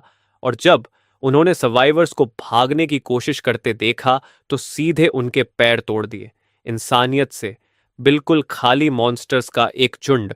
उनमें से एक ने कहा था, हम भी तुम्हारी ही तरह इंसान हैं। लूलू कभी उस बात को नहीं भूल पाया, लेकिन शेनलिन उन लोगों से अलग है। उसने मेरी जान 2 बार बचाई है। जैसे उसने लूलू के मन की बात समझ ली हो, लूलू जल्दी से बोला और गहरी सांस लेकर उसकी आंखों में नफरत की चमक आ गई। चाहे जो हो, उससे दूर ही रहना। अभी वह ज्यादातर क्रीचर्स का ध्यान अपनी तरफ खींचे हुए है। इसी मौके में हमें उनकी लाइन तोड़कर निकल जाना चाहिए। लेकिन तभी जैसे ही वे आगे बढ़े, जमीन पर अचानक बिजली गिरी और रास्ता बंद हो गया। एक सुनहरे बालों वाला युवक हाथ में किताब लिए एक स्काई स्क्रेपर से बाहर आया। वह कुछ मंत्र जैसा पढ़ रहा था और उसके आसपास एक के बाद एक बिजली के गोले बनने लगे। यह देखते ही मेरा चेहरा बदल गया और मैंने तुरंत अपनी लंबी ब्लेड से बगल से आए हमले को रोक लिया। उसी पल एक रेपियर मेरी ब्लेड से टकराई और मेरे सामने बेहद खूबसूरत एक महिला खड़ी थी। वह धीरे धीरे सामने आई। मैंने बिना हिचकिचाए अपनी तलवार उसकी पतली कमर के आर पार कर दी, लेकिन वह अचानक गायब हो गई और कुछ ही पल बाद कई दर्जन मीटर दूर फिर से दिखाई दी। मैंने अपने पैरों में जोर लगाया और उसकी तरफ झपट पड़ा। यह देखकर वह महिला तुरंत चिल्लाई, क्या तुम दखल नहीं दोगे? उसके शब्द खत्म होते ही एक इमारत से आग की प्रचंड लहर निकली और हम दोनों टकराए तो चिंगारियां उड़ने लगीं। आग के बीच खड़ा एक मजबूत आदमी जीभ चटकाते हुए बोला, तो तुम सच में एक समनर हो? जलती आग मेरे चेहरे पर पड़ रही थी, लेकिन मेरा चेहरा बिल्कुल ठंडा था। मैंने अपनी ब्लेड से उसे पीछे धकेल दिया। तभी 4 लोग अलग अलग दिशाओं से बाहर आ गए। रीइंकार्नेशन इंस्टेंसेस में एक दूसरे को मारना मना होता है और जो भी इस नियम को तोड़ता है उसे तुरंत वांटेड घोषित कर दिया जाता है, सिवाय उन रीइंकार्नेशन डंजन्स के जहां अलग अलग फैक्शंस होते हैं। मैंने सच में नहीं सोचा था कि कोई ऐसा चुनाव करेगा। मिशन नंबर 1, तुम लोग डया के हो क्या? क्या तुम कभी किसी रीइंकार्नेशन डंजियन से नहीं टकराए? जिंदा बचने की संभावना बढ़ाने के लिए फैसला कैसे किया जाता है? कैलेमिटी कैंप का फायदा तो साफ साफ सबसे बड़ा होता है। थोड़ा सा दिमाग हो तो समझ आ जाता है कि क्या चुनना चाहिए। लेकिन ये 6 लोग मुझे ऐसे देख रहे थे जैसे मैं उनके जाल में फंसा हुआ शिकार हूं। मैंने बस हल्के लहजे में कहा, दोस्तों, क्या तुमने कभी यह कहावत सुनी है? सबसे बड़े शिकारी अक्सर अपने शिकार का रूप लेकर सामने आते हैं। अगर मैंने तुम्हें इतनी साफ तरह से यहां खींच लिया है, तो क्या तुम्हें लगता है कि तुम्हारे साथ निपटने का मेरे पास कोई प्लान नहीं होगा? तुम लोगों ने अभी बड़े अच्छे भाषण दिए थे, तो इनाम के तौर पर क्यों ना मैं तुम्हें मौत ही दे दूं? मेरे होंठों पर धीरे धीरे मुस्कान फैल गई। खाना परोस दिया गया है। अब एमिंग के दावत शुरू करने का समय है। तभी एक भयानक दहाड़ चारों तरफ गूंज उठी और स्याही जैसे काले फ्लेम्स सैकड़ों मीटर तक फैलते हुए एक विशाल काले भेड़िए का रूप लेने लगे। एक पल में ही उसका आकार और 8 मीटर बढ़ गया और उसकी शक्ल पहले से भी ज्यादा डरावनी और खतरनाक हो गई। उस विशाल काले भेड़िए को अपनी तरफ झपटते देख सभी के दिलों में गहरी डर की लहर दौड़ गई। पल भर में डर उनके पैरों से लेकर सिर तक भर गया और उनका दिमाग डर से फटने जैसा हो गया। आखिरकार जब काला भेड़िया अपने पंजे से वार करने ही वाला था, तब उनमें से 3 लोग किसी तरह अपने होश में आए और बिजली की तरह अलग अलग दिशाओं में कूद कर बच गए। लेकिन चौथा सबसे बदकिस्मत था। उसे चीखने का मौका भी नहीं मिला और काले भेड़िए ने उसे तुरंत टुकड़े टुकड़े कर दिया। यह दृश्य देखकर बाकी लोगों की पीठ पर ठंडा पसीना बहने लगा। उन्हें लगा था कि बस समन को थोड़ी देर रोके रखना काफी होगा, लेकिन यहां तो समनर खुद भी उनके बराबर की ताकत रखता था और ऊपर से यह क्रीचर जिसकी फिजिकल स्ट्रेंथ और डैमेज दोनों ही राक्षसी थे, उसके पास एरिया कंट्रोल स्किल्स भी थी। अब तो वक्त काटने का ख्याल ही छोड़ दो।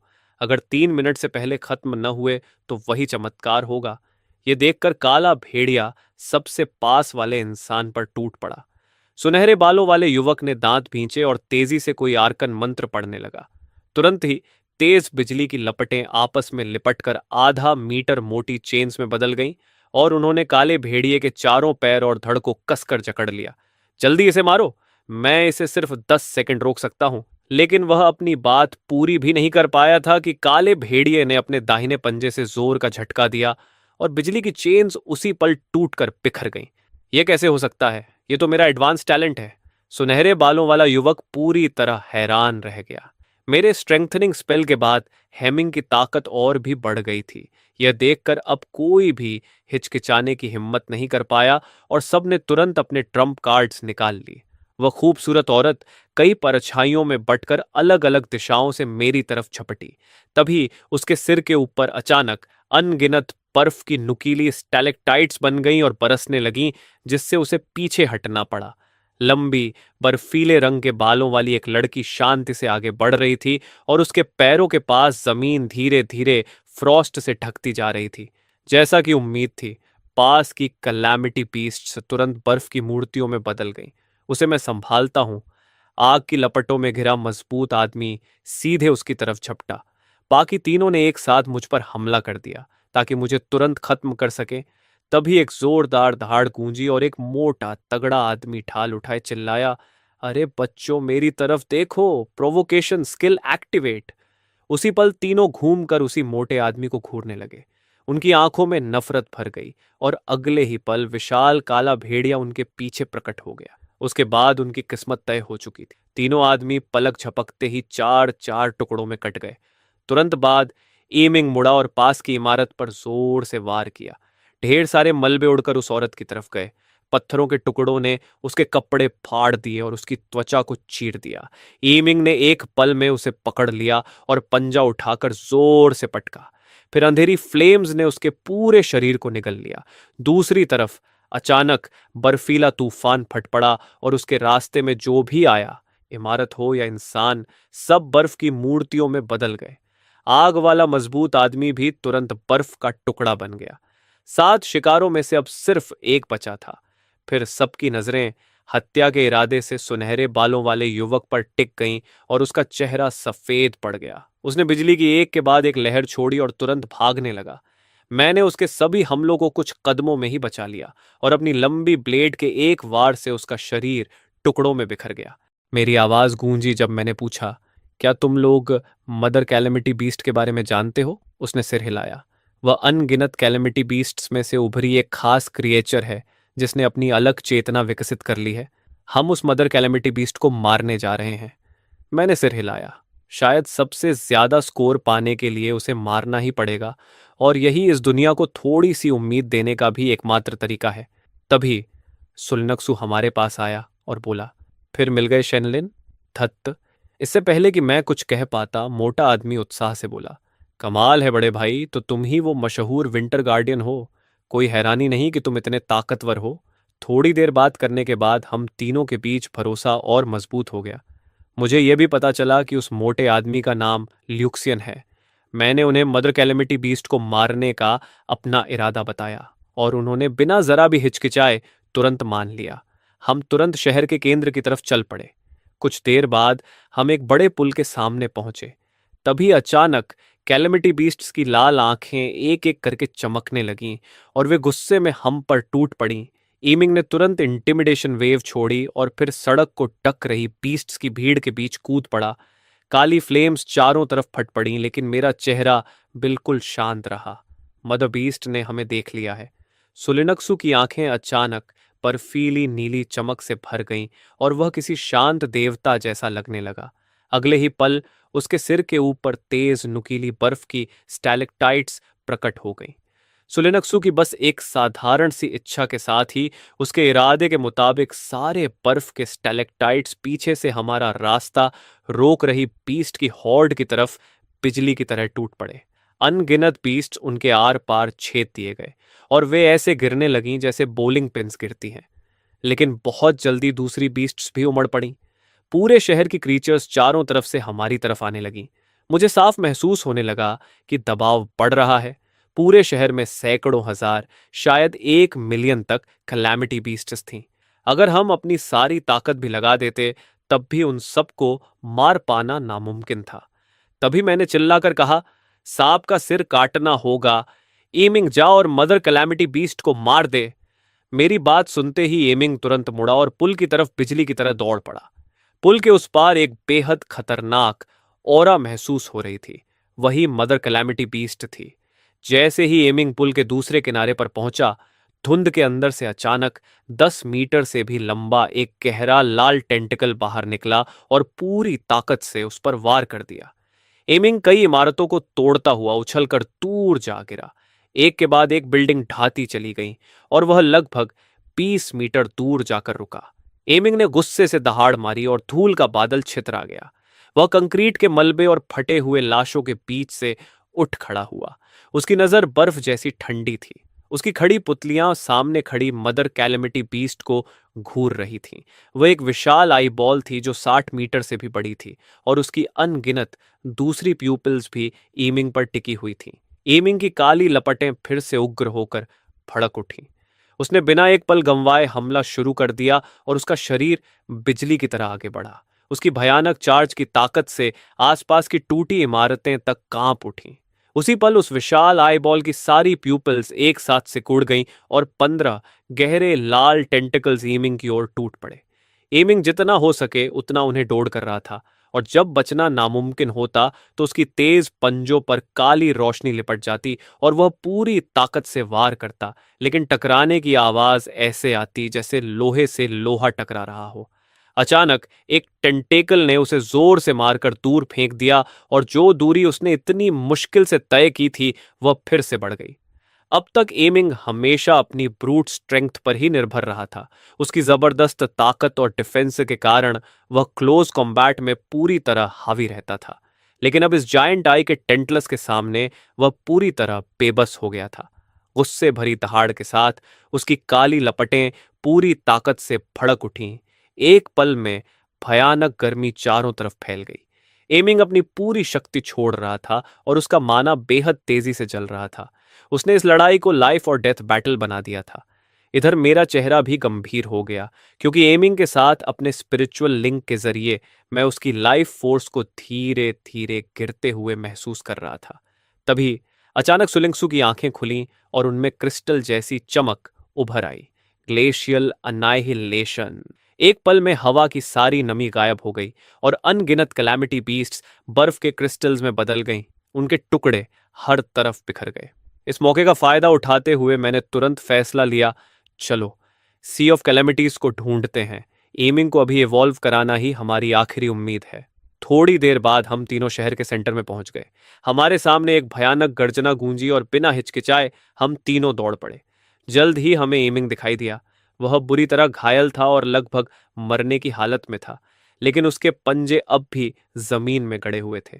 बैंगनी टेंटलस के लगातार हमलों के बावजूद वह 1 इंच भी पीछे नहीं हट रहा था और कदम दर कदम आगे बढ़ रहा था। मैं तुरंत उसकी तरफ भागा और चिल्लाया, एमिंग, डिवॉर दोज कैलामिटी बीस्ट्स। मैंने तुरंत रिकवरी और रीइंफोर्समेंट स्पेल इस्तेमाल किया और हल्की सफेद रोशनी एमिंग के शरीर को घेरने लगी। एक भयंकर दहाड़ के साथ एमिंग ने पर्पल टेंटिकल्स को पीछे धकेला और तुरंत बीस्ट की हॉर्ड पर टूट पड़ा। उसकी काली लपटें एक काले लोटस की तरह फैल गईं। जायंट आई को तुरंत समझ आ गया कि कुछ गलत हो रहा है और उसने सारी बीस्ट्स को पीछे हटने का आदेश दिया, लेकिन अब बहुत देर हो चुकी थी।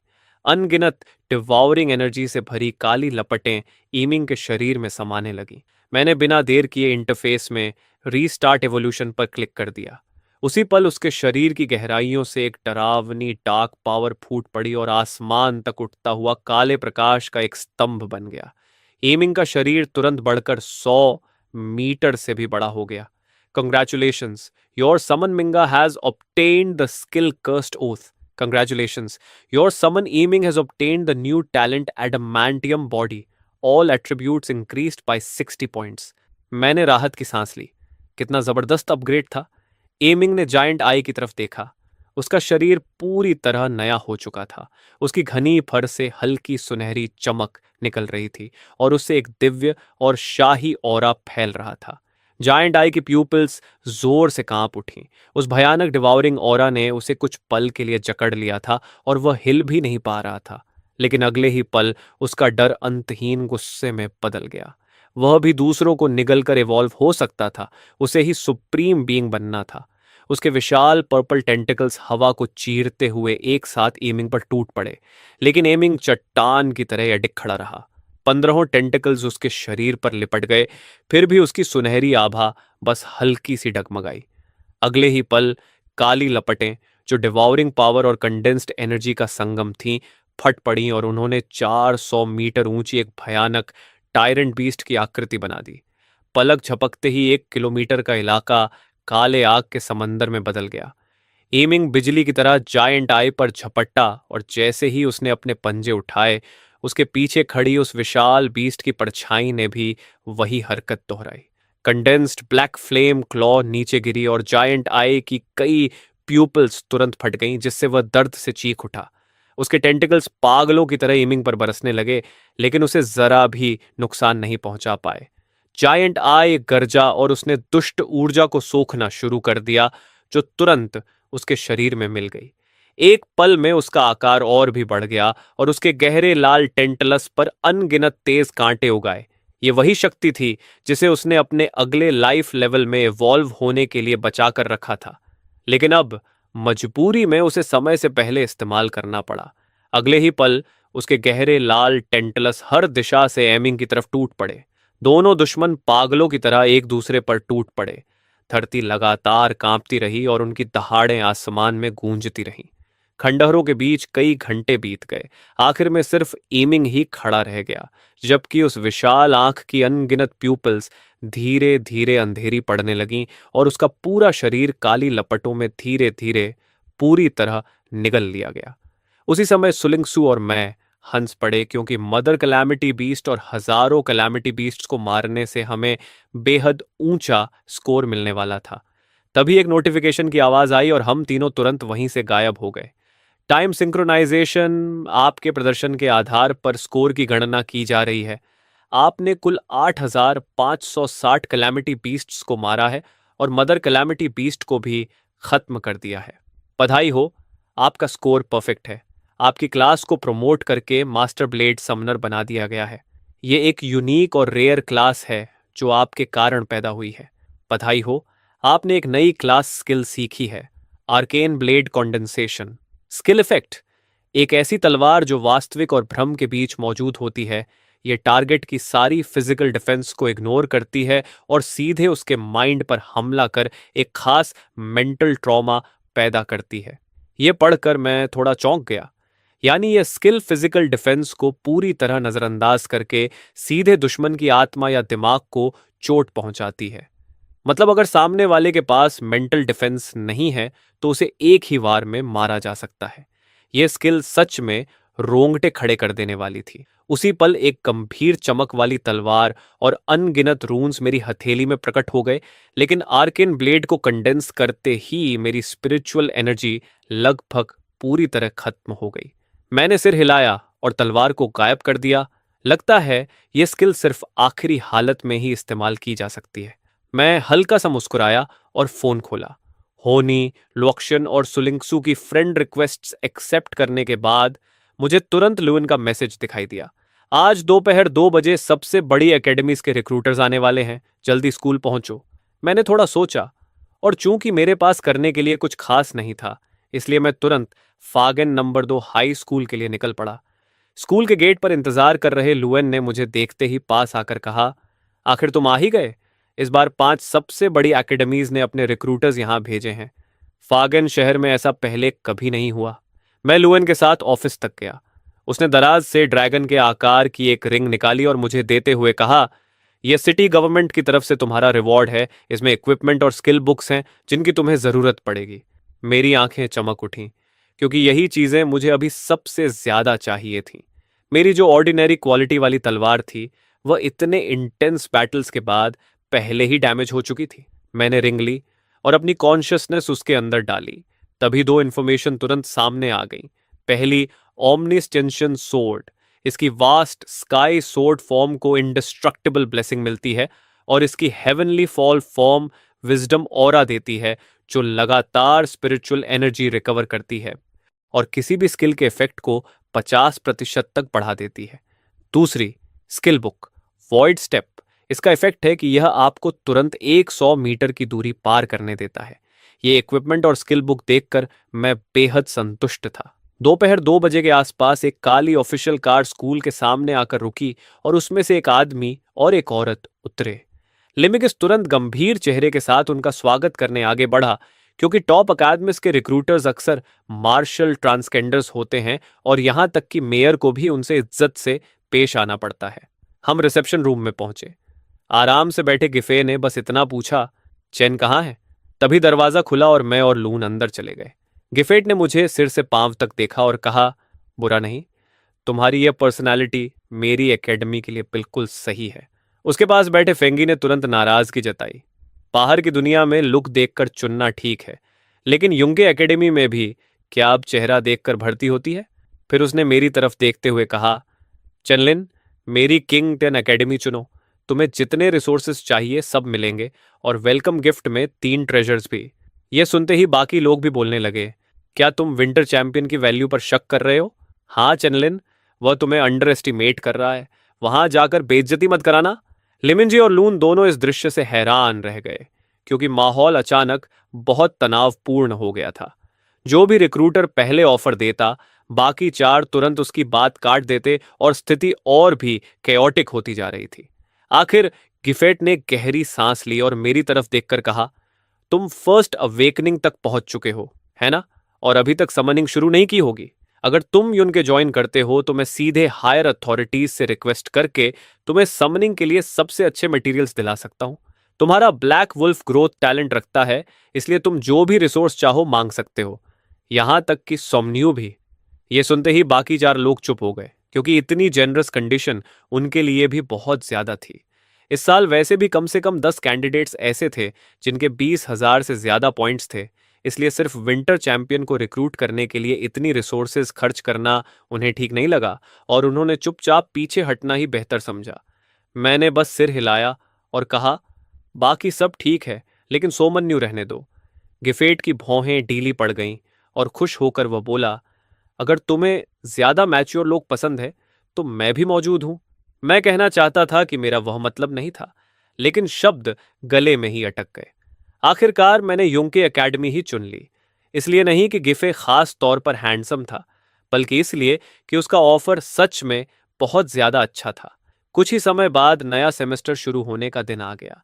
उनके एकेडमी छोंगतियान शहर में स्थित है, जो जुसोंग प्रोविंस की राजधानी है, और यहाँ पूरे देश के सबसे बेहतरीन स्टूडेंट्स पढ़ने आते हैं। मैं सबसे पहले एक रैंडम डॉर्मेट्री में गया, जिसके अंदर हर तरह का इक्विपमेंट और डेली नेसेसिटीज मौजूद थे। तभी मेरा स्पेशल डिवाइस अचानक वाइब्रेट हुआ और एक मैसेज दिखाई दिया, तुम्हारे समनिंग मटेरियल्स अप्रूव हो गए हैं। अगर तुम्हें और रिसोर्सेज चाहिए हों तो बता देना, मैं पूरी कोशिश करूंगा उन्हें तुम्हारे लिए हासिल करने की। यह मैसेज भेजने के बाद जेस अपनी मुलायम कुर्सी पर पीछे टिक गया और उसके पास खड़ा डब्ल्यू हैरान होकर बोला, लेकिन हमारे पास तो पहले से ही इतनी रिसोर्सेज हैं कि उनसे 4 प्रोविंशियल लेवल चैंपियंस को रिक्रूट किया जा सकता है। ये सब चीज़ें शेनलिन की असली कीमत से बहुत बहुत ज़्यादा हैं। साफ साफ कहूँ तो वो बिल्कुल भी उस चीज़ के लायक नहीं है जो हमने उसे दी है। गिफेट बस मुस्कुराते हुए उसे देखता रहा और बोला, नए छात्रों की कंपटीशन कल होने वाली है, तब तुम खुद ही देख लेना।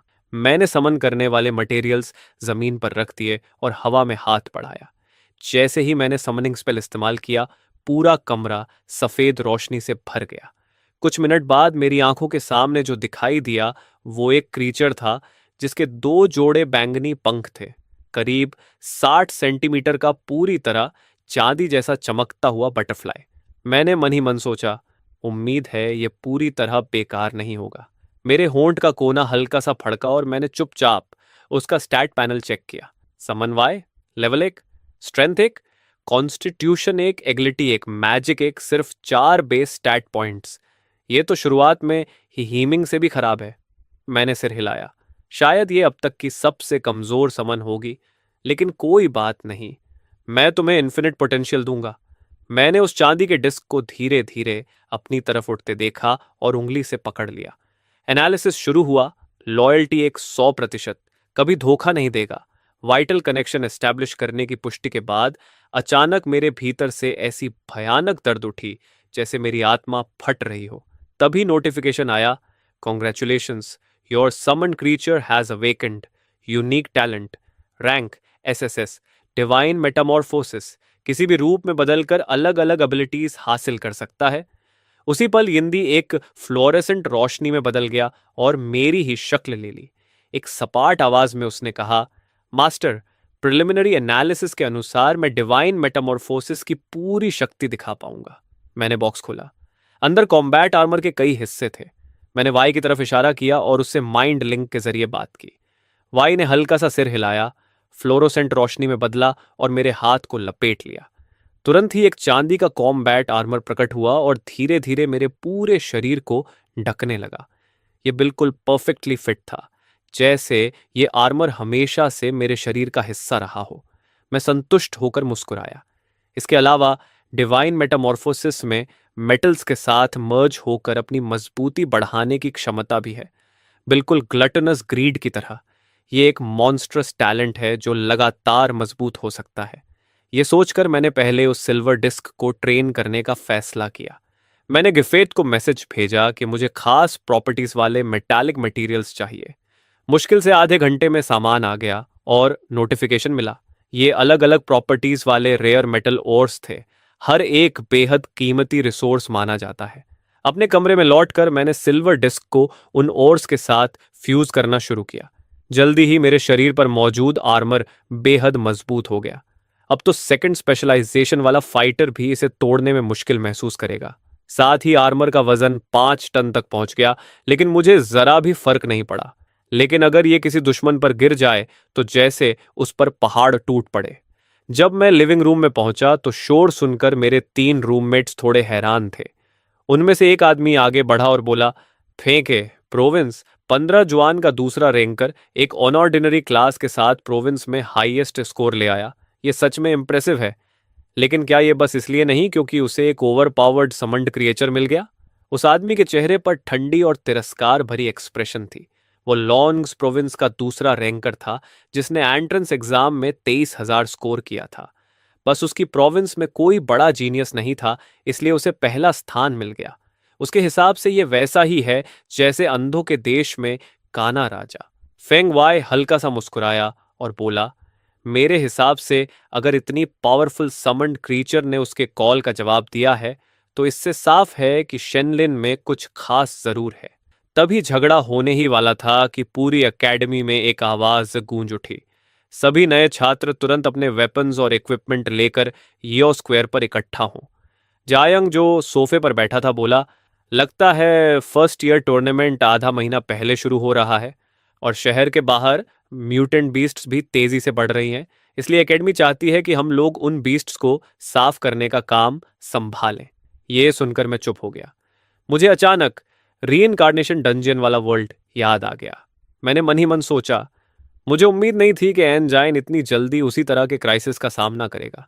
तभी उस ठंडे चेहरे वाले आदमी की घमंडी आवाज मेरे कानों में गूंजी। अच्छा हुआ ये पहले हो गया। चैनलिन, मैं तुम्हें कुचल दूंगा और साबित कर दूंगा कि मेजर का टाइटल तुमसे ज्यादा मैं डिजर्व करता हूं। वो नंबर एक मुझे घमंड भरी नजर से देख रहा था। मैं मुस्कुराया और बोला, देखते हैं असली बेस्ट कौन है, लेकिन आखिर में सबको कुचलने वाला मैं ही होऊंगा। चंक स्क्वायर पर नए छात्र एक एक करके इकट्ठा होने लगे।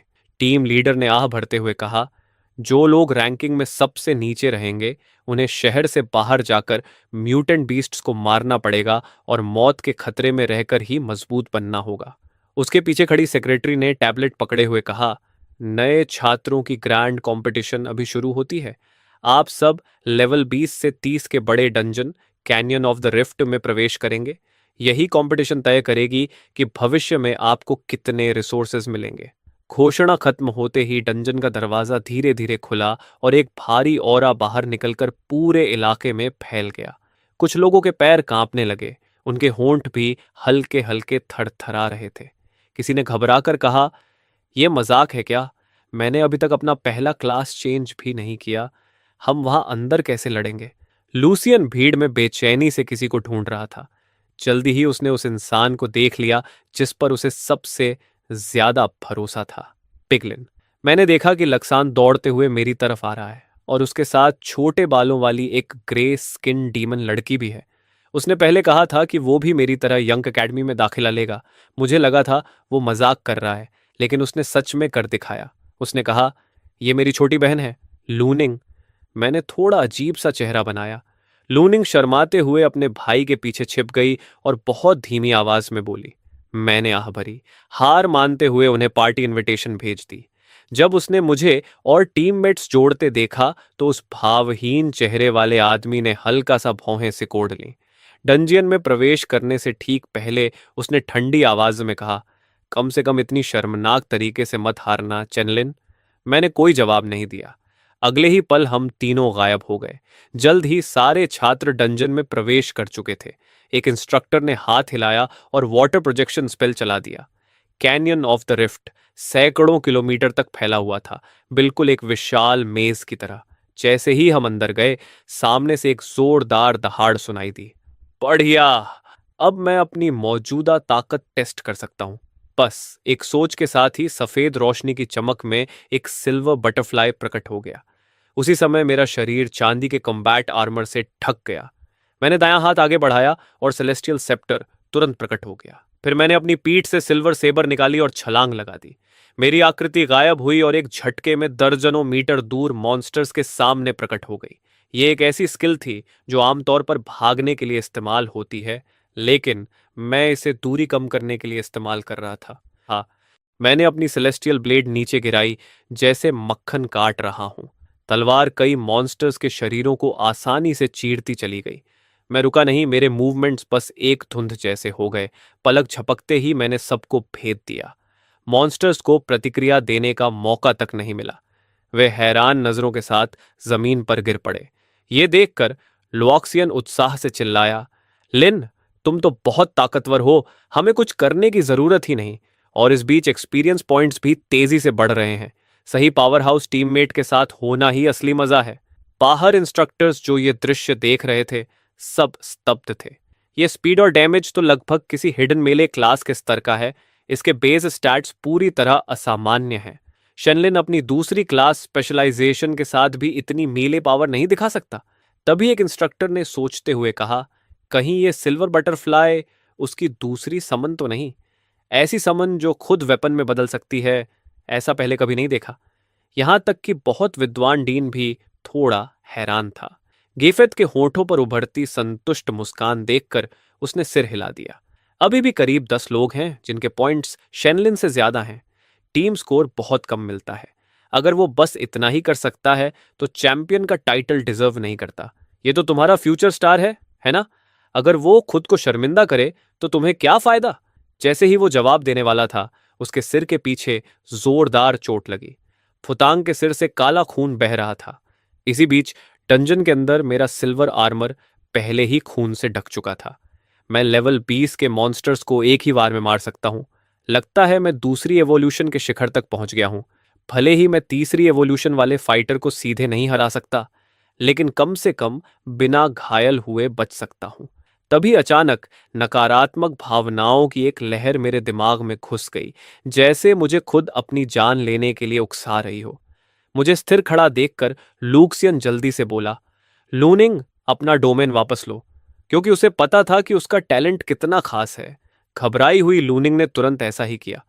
मैंने मुस्कुराकर उसे आश्वस्त किया, चिंता मत करो, ऐसी चीजें मुझ पर असर नहीं करती।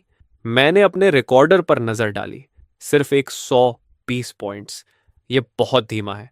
अगर मुझे जल्दी मजबूत बनना है तो मुझे हर हाल में फर्स्ट प्लेस लेना होगा और एकेडमी का पूरा सपोर्ट और रिसोर्सेज हासिल करने होंगे। चाहे यिंग हो या एमिंग, दोनों के लिए मुझे बहुत सारे रिसोर्सेज चाहिए। ये सोचते ही मेरी इच्छा शक्ति प्रकट हुई और सफेद रोशनी की चमक में एक विशाल और उग्र डेमोनिक वुल्फ एमिंग प्रकट हो गया। उसकी डरावनी हुंकार पूरे कैनियन में गूंज उठी। पहली बार एमिंग को देखकर लोनिंग डरकर उछल पड़ी और मेरे पीछे छिप गई। मैंने एमिंग को आदेश दिया, जाओ एमिंग, ब्रिस कैनियन की सारी डिमोनिक बीस्ट्स को खत्म कर दो। मेरा आदेश सुनते ही एमिंग की आंखें क्रोध से भर गईं और वो तुरंत गायब हो गया, सीधे कैनियन की गहराइयों की ओर दौड़ पड़ा। थोड़ी ही देर बाद मेरी कलाई पर मौजूद रिकॉर्डर लगातार पॉइंट्स पढ़ने की सूचना देने लगा।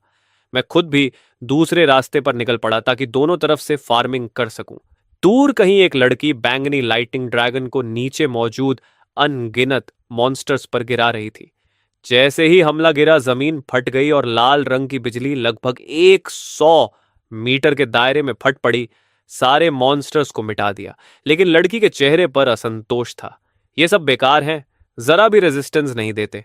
अपनी बहन को फिर से बैटल फ्रेंजी में जाते देखकर रोलन बेबस लग रही थी। अचानक एक भारी और जलती हुई ऑरा महसूस हुई। प्रतिक्रिया देने से पहले ही उसने लुओयोंग की आंखों में जलती हुई लड़ाई की प्यास देखी। तुरंत ही भयंकर लाइटनिंग उसकी काली भाला के चारों ओर लिपट गई, क्योंकि एक विशाल काले पत्थर जैसा जायंट वुल्फ उसकी तरफ दौड़ता हुआ आ रहा था। उसकी वर्टिकल प्यूपिल्स देखकर वो एक पल को कांप उठी, लेकिन तुरंत ही लोयोंग के सुंदर चेहरे पर पागलपन की चमक उभरी और वो सीधे उस जायंट वुल्फ पर टूट पड़ी। अपनी बहन को बिना डर सीधे हमला करते देखकर रोलान ने तुरंत कई बफ स्पेल्स लगा दिए, पावर और प्रोटेक्शन दोनों। उसकी मदद से लोयोंग की कॉम्बैट पावर तुरंत दोगुनी हो गई। अब वो तीसरी एवोल्यूशन के बॉस से भी टक्कर ले सकती थी। जब दोनों टकराए तो भयानक ताकत की टक्कर से शॉकवेव उठी और चारों तरफ फैल गई। लेकिन जब उसने देखा कि काला जायंट वुल्फ बिल्कुल सुरक्षित खड़ा है और उसके चारों ओर सुनहरी रोशनी तैर रही है, तो लुओयोंग का चेहरा जम गया। मेरे इस अटैक में तो तीसरी एवोल्यूशन की ताकत थी, फिर भी इसे कुछ क्यों नहीं हुआ? एमिंग ने ठंडी नजरों से उस इंसान को देखा जिसने बिना वजह उस पर हमला किया था। बस एक पंजे के वार से ही उसकी तीनों प्रोटेक्टिव बैरियर्स टूट गईं और लुओयोंग की देह पीछे जा गिरी। रोलन का चेहरा डर से पीला पड़ गया। उसने दोनों हाथ जोड़कर कई दर्जन मीटर ऊंची एक पवित्र आकृति को समन किया। गार्डियन एंजल, यहां प्रकट हो। Angels blessing, rank SS talent सक्रिय हुआ। तुरंत ही सुनहरी रोशनी की एक विशाल शील्ड बन गई, जिसने दोनों को अपने अंदर ढक लिया। लुओन्स तुरंत चिल्लाया, जल्दी पीछे हटो। लेकिन वो अपनी बात पूरी भी नहीं कर पाया था कि धीरे धीरे आगे बढ़ रहा एमिंग पहले ही अपना पंजा उठा चुका था और उसमें काली रोशनी चमकने लगी। अगले ही पल सुनहरी लाइट शील्ड पल भर में चकनाचूर हो गई। एमिंग ने उन्हें ठंडी नजर से देखा और फिर बिना जरा भी ध्यान दिए उनके पास से गुजर गया। बाहर पूरी तरह सन्नाटा छा गया। सभी इंस्ट्रक्टर्स, यहां तक कि डायरेक्टर फुसान भी एकदम खामोश थे। क्या सच में ये वही ताकत है जो एक समनर में होनी चाहिए, जिसने अभी कुछ ही दिनों पहले क्लास चेंज किया है? ये बिल्कुल डरावना था। ये ताकत तो पूरी तरह सेकंड क्लास चेंज की सीमा से बाहर थी। सबके मन में एक ही विचार आया, अपने लेवल पर अजय, अपनी जनरेशन का असली मॉन्स्टर। जेट के विजयी चेहरे को देखकर जीन व्यू को ऐसा लगा जैसे उसे 10,000 पॉइंट्स का झटका लगा हो। इतनी कम संभावना के बावजूद उसने सच में अपनी शर्त जीत ली थी। क्या वो सच में एक जीनियस हो सकता है? अगले 10 घंटों में एमिंग ने दसियों हजार मॉन्स्टर्स को मार डाला और 3 थर्ड रैंक बॉसेस को भी खत्म कर दिया। उसकी अगली एवोल्यूशन के लिए बस 1,300 पॉइंट्स ही कम रह गए थे और ये सब सिर्फ आधे दिन का परिणाम था। लेकिन जितना आगे बढ़ते गए, प्रोग्रेशन उतनी ही कठिन होती गई। उधर लुअन और लोइंग बेहद उत्साहित थे। पहली बार वो बिना किसी मेहनत के इतनी आसानी से लेवल अप कर रहे थे। मैं अपने डेटा रिकॉर्डर को देखकर मुस्कुराया। मेरे पॉइंट्स पहले ही 34,000 तक पहुंच चुके थे। थोड़ी देर बाद ईमिंग चारों तरफ तबाही मचाकर वापस आ गया। मैंने तुरंत उस पर हीलिंग स्पेल डाला। जल्द ही डंजन का समय खत्म होने का संकेत देने वाली सफेद रोशनी हमें घेरने लगी और हम सब याओ स्क्वायर पर टेलीपोर्ट हो गए। जैसे ही हम प्रकट हुए, अनगिनत हैरान नजरें हमारी ओर मुड़ गईं। आसपास कई छात्रों के चेहरे झुके हुए थे, खासकर उस भावहीन आदमी के। उसके चेहरे पर शर्म साफ दिख रही थी। एक ही पंजे के वार में एक विशाल काले भेड़िए से बुरी तरह घायल होना उसके लिए बहुत बड़ा अपमान था। तभी डायरेक्टर का सेक्रेटरी ऊंची आवाज में बोला, अब मैं सभी नए छात्रों की रैंकिंग घोषित करता हूं। पहला स्थान चेनलिन, 34,500 पॉइंट्स। ये सुनते ही उस भावहीन आदमी की आंखें फैल गईं और वो तुरंत होलोग्राफिक स्क्रीन की तरफ देखने लगा। स्क्रीन पर मेरा नाम सबसे ऊपर था, बाकियों से बहुत बहुत आगे। उसके नीचे गैप इतना बड़ा था कि दूसरी जगह पर मौजूद फेंग वाई के सिर्फ 13,000 पॉइंट्स थे। ये नामुमकिन है। वो आदमी यकीन नहीं कर पा रहा था। उसे लगा रैंकिंग में कोई गलती है और वो अकेला नहीं था। कई लोग इसे अविश्वसनीय मान रहे थे। आखिर ऐसा कैसे हो सकता है कि बाकी लोग, यहां तक कि दो सिल्वर मेडलिस्ट्स के भी इतने कम पॉइंट्स हो? चारों तरफ फैले भ्रम को देखकर सेक्रेटरी ने समझाया, जिस जायंट ब्लैक वुल्फ से आप में से कई लोग टकराए थे, वो चैनलिन की समन है। आप में से बहुतों ने उसे रोकने की कोशिश की और एक ही वार में गंभीर रूप से घायल हो गए। ये सुनते ही सबकी आंखों में जबरदस्त शौक भर गया। मंच पर खड़े सेक्रेटरी ने घोषणा की, नए छात्रों की बड़ी कंपटीशन अब समाप्त होती है। इनाम के क्रेडिट्स आपके खातों में भेज दिए जाएंगे। अब आप अपने अपने इंडिविजुअल पेविलियन में लौट सकते हैं। जैसे ही मैं दरवाजा खोलकर बाहर निकला, उस भावहीन आदमी के चेहरे पर अजीब सी झिझक थी। उसने थोड़ी देर सोचा, फिर गहरी सांस लेकर बोला, तुम्हारा सामान थोड़ी देर पहले आ गया था। लगता है ये दूसरा बैच मटेरियल्स का है। तुम यहां नहीं थे, इसलिए मैंने उन्हें तुम्हारे कमरे में रख दिया। मैं थोड़ा हैरान हुआ, फिर मुस्कुराकर बोला, ठीक है, धन्यवाद। उसने नजरें फेर लीं और धीरे से कहा, कोई बात नहीं। मैं अपने कमरे में लौट आया और बड़ी काली पेटी खोल दी। इस बार रेयर मेटल्स की मात्रा पहले बैच से भी ज्यादा थी। जब तक सिल्वर डिस्क पर्याप्त मेटल के साथ फ्यूज होती रहेगी, तब तक एमिंग भी उसकी मजबूती नहीं तोड़ पाएगा। साथ ही इसमें अलग अलग प्रॉपर्टीज हासिल करने की संभावना भी है। उस समय इसकी डिफेंस ही नहीं, इसकी कॉम्बैट पावर भी बेहद डरावनी हो जाएगी। मेरा इरादा सिर्फ एक ऐसा समनर बनने का नहीं है जिसके पास खुद की कोई फिजिकल पावर ना हो। ऐसा समनर बहुत बड़ी कमजोरी होता है। एक बार टारगेट बन गया तो उसे खत्म करने के कई तरीके होते हैं। लगभग 10 मिनट बाद सारे मेटल सिल्वर डिस्क में फ्यूज हो चुके थे। अब उसकी मजबूती ऐसी थी कि थर्ड रैंक फाइटर भी उसे भेद नहीं सकता था। साथ ही उसका वजन 13 टन तक पहुंच चुका था। हमारी ताकत के म्यूचुअल एम्पलीफिकेशन के साथ मेरा एक मुक्का भी जमीन को चकनाचूर कर सकता था। तभी मुझे रिवॉर्ड के तौर पर मिले 50,000 एकेडमी क्रेडिट्स भी मिल गए। थोड़ा सोचने के बाद मैंने सारे क्रेडिट्स खर्च कर दिए और दर्जनों फ्रूट टाइप रिसोर्सेज खरीद लिए। जब डिलीवरी आई तो मैंने सब एक साथ खोल दिए और एमिंग को बुलाकर उसे खिलाने लगा। जल्दी ही मैंने महसूस किया कि गर्म ऊर्जा की लहरें मेरे शरीर को मजबूत कर रही हैं। मेरे पूरे शरीर में एक जबरदस्त सुकून फैल गया और एमिंग का आकार धीरे धीरे बढ़ने लगा। कुछ ही मिनटों में वो 40 मीटर तक पहुंच गया। और जब से मैं मास्टर समनर बना हूं, हर लेवल अप पर मुझे 5 अतिरिक्त स्ट्रेंथ पॉइंट्स मिलते हैं। मैंने पूरी समनर क्लास की परिभाषा ही बदल दी। एक फ्रैजाइल क्लास जो सिर्फ स्पिरिट पावर पर निर्भर रहती है और पीछे छिपती है, उसे मैं एक पूरी तरह ऑफेंसिव टाइप बन चुका हूं। आज एकेडमी का आधिकारिक पहला दिन था। हमारे डॉर्म के हम चारों को जनरल क्लास में रखा गया था। रास्ते में हमारी मुलाकात लुओक्शियन और लुओनी से हुई, जो उसी क्लास में थे। जैसे ही हम क्लासरूम में दाखिल हुए, देखा कि वहां पहले से काफी लोग मौजूद थे। लगता था कि अभी भी सब शौक में हैं, क्योंकि एक ही समन का सबको कुचल देना पहले कभी नहीं देखा गया था। तभी दो बेहद खूबसूरत जुड़वाओं लड़कियां अंदर आईं। रुवेन और लोलान ने एक पल चारों ओर देखा और फिर आकर ठीक मेरे सामने बैठ गई। उसी समय लंबी कद वाली गिफिट क्लासरूम में आई। उसने पूरी क्लास पर नजर दौड़ाई और बोली, मेरा नाम गिफिट है और मैं तुम्हारी होम रूम टीचर हूं। और हाँ, अगर तुम्हें कोई समस्या हो तो कोशिश करना मेरे पास मत आना, मुझे झंझट संभालने में आलस आता है। फिर उसका चेहरा अचानक गंभीर हो गया और उसने सख्त आवाज में कहा, तुम सब अपने अपने प्रोविंसेस के जीनियसेस हो। इस एकेडमी में दाखिला पाने के लिए तुमने बहुत मेहनत की है। मुझे लगता है तुम यहाँ बेहतर रिसोर्सेज पाने के लिए आए हो।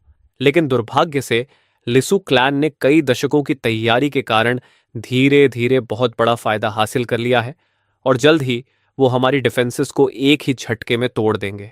ये सुनते ही सबने अविश्वास से उसकी ओर देखा।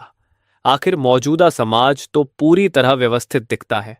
यहां तक कि कई तरह के एंटरटेनमेंट भी तेजी से विकसित हो रहे हैं और फल फूल रहे हैं। मीडिया भी बार बार यही घोषित करता है कि हालात पहले से बेहतर हो चुके हैं। इंटरनेट पर भी कोई नकारात्मक खबर दिखाई नहीं देती। सब कुछ शांत और स्थिर लगता है। और अब हमें बताया जा रहा है कि एक भयानक कैटास्ट्रोफ हमारे ऊपर आने वाली है।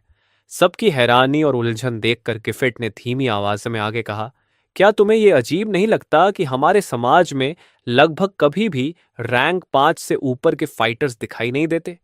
यहां तक कि एक पूरी प्रोविंस की रक्षा करने वाली आर्मी में भी सबसे ताकतवर लोग सिर्फ रैंक 4 के होते हैं। ये सुनकर सभी छात्र सोच में पड़ गए और उन्हें एहसास हुआ कि सच में ऐसा ही है।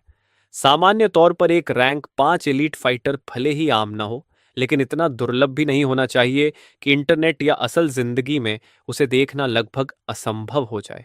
तभी उनके मन में एक डरावनी संभावना उभरने लगी। सबसे बेहतरीन एकेडमीज से ग्रेजुएट होने वाले स्टूडेंट्स कम से कम रैंक 4 तक पहुंच जाते हैं और उनमें से ज्यादातर बिना हिचकिचाहट फ्रंट लाइन पर चले जाते हैं।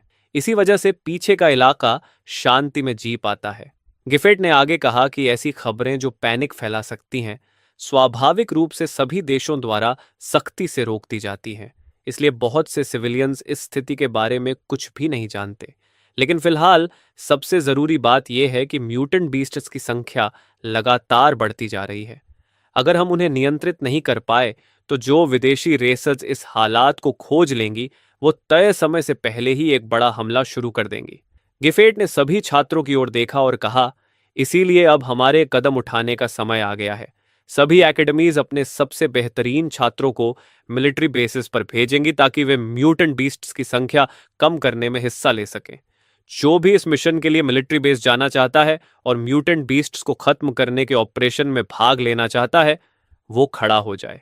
ये शब्द जैसे ही क्लासरूम में गूंजे, कुर्सियों के खिसकने की आवाज तुरंत सुनाई देने लगी। स्वाभाविक ही था कि मैंने एक पल भी बिना सोचे खड़े होने में देर नहीं की।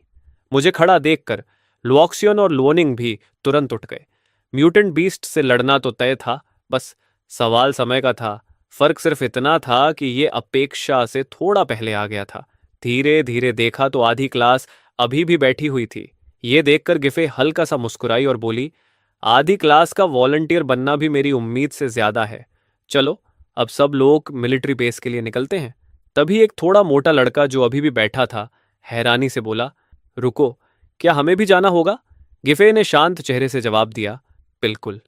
तुम सब इस क्लास के नए रिक्रूट्स हो और एकेडमी की एलीट माने जाते हो, इसलिए जाहिर है कि तुम भी जाओगे। मैंने अभी इसलिए बताया क्योंकि आर्मी पहले सिर्फ वॉलंटियर्स को ऑब्जर्वेशन सब्जेक्ट्स के रूप में चुनना चाहती थी। फिर उसने ठंडी आवाज में जोड़ा, अगर सच में हिम्मत नहीं जुटा पा रहे हो तो तुम्हारे पास दूसरा विकल्प भी है, एलुएट एकेडमी छोड़ दो। लगभग 20 छात्रों में से जो अब भी हिचकिचा रहे थे, उनमें से आधे तुरंत खड़े हो गए।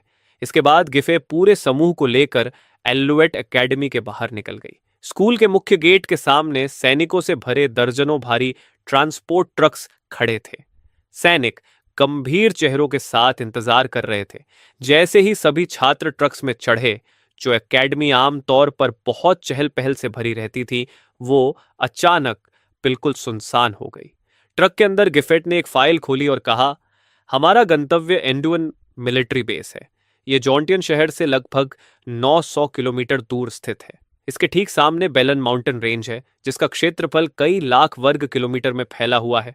ड्रोन सर्वेस के अनुसार सिर्फ बाहरी इलाके में ही लेवल 10 से 30 तक की दसियों हजार म्यूटेंट बीस्ट्स मौजूद हैं, और अगर थोड़ा अंदर जाओ तो लेवल 40 से 50 तक की म्यूटेंट बीस्ट्स भी अनगिनत हैं। तुम्हारा काम सिर्फ आउटर एरिया की सफाई करना होगा।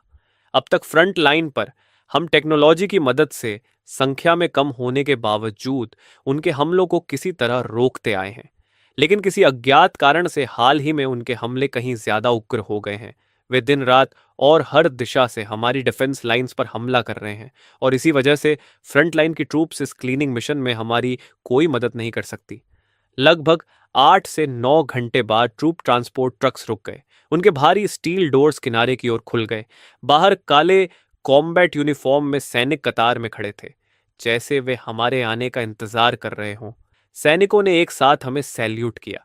ये दृश्य देखकर हम सब थोड़े भावुक हो गए, और हर किसी ने अनजाने में अपनी ढीली ढाली मुद्रा छोड़कर सीधा खड़ा होना शुरू कर दिया। गिफे आगे बढ़ी और बोली, सब लोग मेरे साथ मिशन काउंटर तक चलो। रास्ते में सब आसपास का नजारा देख रहे थे। मिलिट्री बेस बहुत विशाल था और चारों ओर आर्टिलरी टर्रेट्स लगे हुए थे। उसकी डिफेंसेस बेहद मजबूत थी। थोड़ी देर बाद हम मिशन काउंटर पर पहुंचे। वहां इंतजार कर रही एक महिला सैनिक ने हर किसी को एक ब्लैक स्मार्ट ब्रेसलेट दिया। ये ब्रेसलेट एंट्रेंस एग्जाम में इस्तेमाल हुए रिकॉर्डर जैसा दिखता था, लेकिन इसमें मिशन और मैप फंक्शंस भी थे। इसमें एक डिस्ट्रेस सिग्नल आइकन भी था। उसे दबाते ही मिलिट्री बेस को तुरंत सूचना मिल जाती और रेस्क्यू टीम भेज दी जाती। उसी समय आसपास मौजूद लोग भी तुरंत सूचना प्राप्त कर लेते ताकि जल्दी से मदद पहुंच सके। तभी ब्रेसलेट से एक आवाज आई, शॉ सिस्टम में आपका स्वागत है। आपकी सहायता करके खुशी होगी। इस म्यूटेंट बीस्ट क्लीनिंग ऑपरेशन में हर छात्र को रोज कम से कम एक मिशन स्वीकार करके पूरा करना होगा। आपने अभी तक अपना डेली क्वोटा पूरा नहीं किया है। कृपया जल्द से जल्द मिशन पॉइंट पर जाकर एक टास्क स्वीकार करें और उसे पूरा करें। स्मार्ट ब्रेसलेट ने हल्की सी बीप की। मैं तेज कदमों से उस बड़ी स्क्रीन की ओर बढ़ा जहां अनगिनत मिशंस दिखाई दे रहे थे, और मैंने उन्हें ध्यान से देखना शुरू किया। बेहतर होगा कि थोड़ा सावधानी से खेलें और कुछ ऐसी ऑर्डिनरी मिशंस ले लें जिनके लिए थर्ड टियर चाहिए। अचानक मुझे महसूस हुआ कि कोई मुझे घूर रहा है। मैं तुरंत मुड़ा और देखा कि लूक्सियन और लूनिंग शुरू से ही मेरे पीछे पीछे आ रहे थे। उनकी आंखें बिल्कुल डरे हुए पिल्लों जैसी लग रही थीं। उनके लेवल को देखते हुए अगर वे जंगल में जाएं तो हर कदम उनके लिए खतरा होगा। मैं हल्का सा मुस्कुराया। आखिर मुझे अपनी जिम्मेदारी अंत तक निभानी ही होगी। मैंने कई बार सिर हिलाया और उनकी आंखों में साफ साफ ग्रैटिट्यूड दिखाई दे रही थी। यह दृश्य देखकर फेंग वाई, जो अभी अभी लुओनिंग को इनवाइट करने वाला था, अचानक रुक गया। उसे अंदर ही अंदर हल्की चिढ़ महसूस हुई। जुड़वा बच्चों को साथ लेना तो ठीक है, लेकिन उसे भी क्यों साथ ले जा रहा है? लिसोंग फेंग, जंगल बेहद खतरनाक है। वहां किसी भी समय एक्सीडेंट हो सकता है। क्यों ना हम टीम बनाकर एक दूसरे का ध्यान रखें। फेंग वाई थोड़ी बनावटी नरमी के साथ लॉन्ग फेंग की तरफ मुड़ा। तभी लिसोंग फेंग ने ठंडे स्वर में कहा, दफा हो जाओ, कहीं और जाओ। उसने तिरस्कार भरी नजर डाली, अपनी मिशन चुनी और सपोर्ट क्लास की एक लड़की के साथ चला गया, चियोयांग। हमने अभी बात पूरी नहीं की थी, लेकिन चोयोंग ने उसे सीधे रोक दिया। तुम्हारे पास अभी भी हिडन कॉम्बैट पोजीशन है ना? नहीं, खुद को इतना कम मत समझो। जाओ और कुछ भरोसेमंद लोगों को ढूंढो जिनके साथ टीम बना सको। ज्यादा से ज्यादा क्या होगा, हेल्प कॉल कर देना। अगर हम आस पास हुए तो तुम्हारी लाश उठाने आ जाएंगे। ये सुनते ही फेंग वाई को अचानक अपने आसपास एक ठंडी मलिशियस ऑरा महसूस हुई। थोड़ी देर बाद मैंने भी 3 मिशंस चुन ली। यहां से 200 किलोमीटर दूर का एनरेज्ड ब्लैक एप, डेची का जायंट टाइगर और ब्लड स्पिरिट जायंट क्रोकोडाइल। इन सभी म्यूटेंट बीस्ट्स की लोकेशन मॉडिफाइड माइक्रो ड्रोन्स से मिलती है, जिन्हें फॉर्मेशन मास्टर्स ने मॉडिफाई किया है और जिन पर ऑब्जर्वेशन आई इंग्रेव्ड है। सिस्टमैटिक सर्च के जरिए उनकी पोजीशन ट्रैक की जाती है। म्यूटेंट बीस्ट्स में बहुत स्ट्रॉन्ग टेरिटोरियल इंस्टिंक्ट होता है, इसलिए वे आमतौर पर अपने टेरिटरी से ज्यादा दूर नहीं जाती। इस क्लीनअप ऑपरेशन के लिए अलग अलग मिलिट्री बेसिस ने पूरी तैयारी की थी ताकि स्टूडेंट्स म्यूटेंट बीस्ट्स को ज्यादा आसानी और सुरक्षित तरीके से मार सकें। उनकी सेफ्टी भी ध्यान में रखी गई थी। जो भी मिशन पर जाता है उसे 3 हाई पावर ग्रेनेड्स और एक लार्ज कैलिबर पिस्टल मिलता है जिसमें 7 आर्मर पियर्सिंग बुलेट्स होती हैं। ये लेवल 20 म्यूटेंट बीस्ट को घायल करने के लिए काफी है। मुझे अपनी शूटिंग एक्यूरेसी पर कोई भरोसा नहीं था, इसलिए मैंने सिर्फ 3 ग्रेनेड्स ले लिए। वैसे भी मेरे पंच की पावर किसी आर्मर पियर्सिंग बुलेट से कहीं ज्यादा है। मैं मुड़ा और उन दोनों के साथ निकल पड़ा। हम जल्दी ही ब्लाइन माउंटेन रेंज की तरफ बढ़ने लगे। मैंने सीधे सिल्वर डिस्क निकाला जो तुरंत कॉम्बैट आर्मर में बदल गया। तभी मेरे स्मार्ट ब्रेसलेट से आवाज आई, क्या आप चाहते हैं कि चाओ फ्लैशलाइट एक्टिवेट करे? मैंने तुरंत हाँ कहा। अगले ही सेकंड तेज सफेद रोशनी लगभग 10 मीटर के इलाके को रोशन कर गई। उसी समय कमांड सेंटर में सभी के चेहरे गंभीर थे। पास के एक माइक्रो ड्रोन की मदद से उन्होंने तुरंत देख लिया कि हमारा रूट असामान्य है। अगर ये लोग आगे बढ़ते रहे तो लेवल 30 से ऊपर की म्यूटेंट बीस्ट्स के इलाके में घुस जाएंगे। वे रुक क्यों नहीं रहे? चेक करो इन्होंने कौन सी मिशंस एक्सेप्ट की हैं। एक ब्रिगेडियर जनरल की यूनिफॉर्म पहने आदमी ने आदेश दिया। वह था शेन शेंग, एक मिडिल एज्ड आदमी। स्क्रीन संभाल रही महिला वेनयान ने जल्दी से डेटा चेक किया और हैरानी से बोली, level 33 enraged black ape, level 36 double blade giant tiger और level 39 blood spirit giant crocodile. ये सब मिशंस 3rd टियर के लिए हैं और आखिरी वाली तो लगभग 4th टियर डिफिकल्टी छूती है। क्या ये पागल हो गए हैं? यांग शाओ ने अपनी नाक की जड़ दबाई। तो यही है इस साल यून एकेडमी का सबसे ताकतवर नया स्टूडेंट। उसका लेवल सिर्फ 16 है, फिर भी वह अपने लेवल से 2 पूरे टीयर्स ऊपर की मिशंस ले रहा है। ये तो सीधा सुसाइड है। लेकिन ऐसे जीनियसेस अक्सर खतरे को जानते हुए भी बिना हिचक उसका सामना करते हैं और आमतौर पर ह्यूमैनिटी से गद्दारी नहीं करते। भले ही वह थोड़ा रेकलेस हो, लेकिन हम उसे मरने नहीं दे सकते। उसने तुरंत आदेश दिया, 4 कॉम्बैट हेलीकॉप्टर्स को उस इलाके की तरफ भेजो। अगर वे खतरे में हों तो तुरंत एक्सट्रैक्शन शुरू करना। यांगशाओ ने लंबी सांस ली। दूसरों की तुलना में हमारी एंडुएंट बेस इस बार सच में बोझ बन जाएगी। तभी अचानक मेरे स्मार्ट ब्रेसलेट से अलर्ट आया, सावधान, आप टारगेट के हैबिटेट जोन में प्रवेश कर चुके हैं। Enraged black app. उसी पल जंगल से अचानक एक विशाल स्नेक निकलकर सामने आ गया। उसका शरीर लगभग 4 मीटर मोटा था और लंबाई कई दर्जन मीटर तक फैली हुई थी। उसने अपना डरावना मुंह खोला, जहरीले फैंग्स दिखाए और मेरी तरफ झपट पड़ा। उसका विशाल मुंह मुझे पूरा निगलने ही वाला था। मैं बिजली की तरह पलटा, दोनों हाथों से उसके फैंग्स पकड़ ली और पूरी ताकत से खींचा। मेरी 13 टन एनहांस्ड स्ट्रेंथ के सामने उसके फैंग्स तुरंत टूट गए। खून फूट पड़ा और दर्द से उसने सिर पीछे खींच लिया, लेकिन मैंने उसे एक पल का मौका भी नहीं दिया। मेरे पैरों के नीचे जमीन धंस गई और अगले ही पल मैं उस जायंट स्नेक के सामने पहुंच गया। एक ही पंच में उसकी स्पाइनल कॉलम चकनाचूर हो गई। स्नेक ने दर्द से कराहते हुए फुफकार भरी और उसकी ठंडी आंखों में साफ डर दिखने लगा। उसने तुरंत भागने की कोशिश की, लेकिन मैंने उसे पकड़कर रोक लिया और धीरे धीरे अपनी तरफ खींच लिया। वह बुरी तरह तड़प रहा था। उसके झटकों से जमीन कांप रही थी, लेकिन सब बेकार था। मेरा पंच सीधे उसके सिर पर गिरा और उसकी फ्लैश और ब्लड हवा में फट पड़े। उसका स्कल टूटकर बिखर गया। फिर मैंने उसकी लोअर जॉ दोनों हाथों से पकड़ी और उसे 2 हिस्सों में फाड़ दिया। यह दृश्य इतना भयानक था कि लूक्शियन और लुओनिंग डर से कांप उठे। उसी समय कमांड सेंटर में जहां सब कुछ देखा जा रहा था, वहां पूरी तरह सन्नाटा छा गया। हर चेहरे पर शौक था। यह तो पागलपन है। वह सिर्फ लेवल 16 है, फिर भी उसने लेवल 29 के जायंट पाइथन को मार दिया। आखिर यह कैसा मॉन्स्टर है? यांग शाओ चुपचाप सिर झुकाकर बार बार उस फाइल को पढ़ने लगा जो उसके हाथ में थी। इसमें साफ लिखा है कि उसकी क्लास समनर है। तभी अचानक स्क्रीन से एक भयानक रोर सुनाई दिया और कमरे में मौजूद सभी लोगों के चेहरे एकदम सख्त हो गए।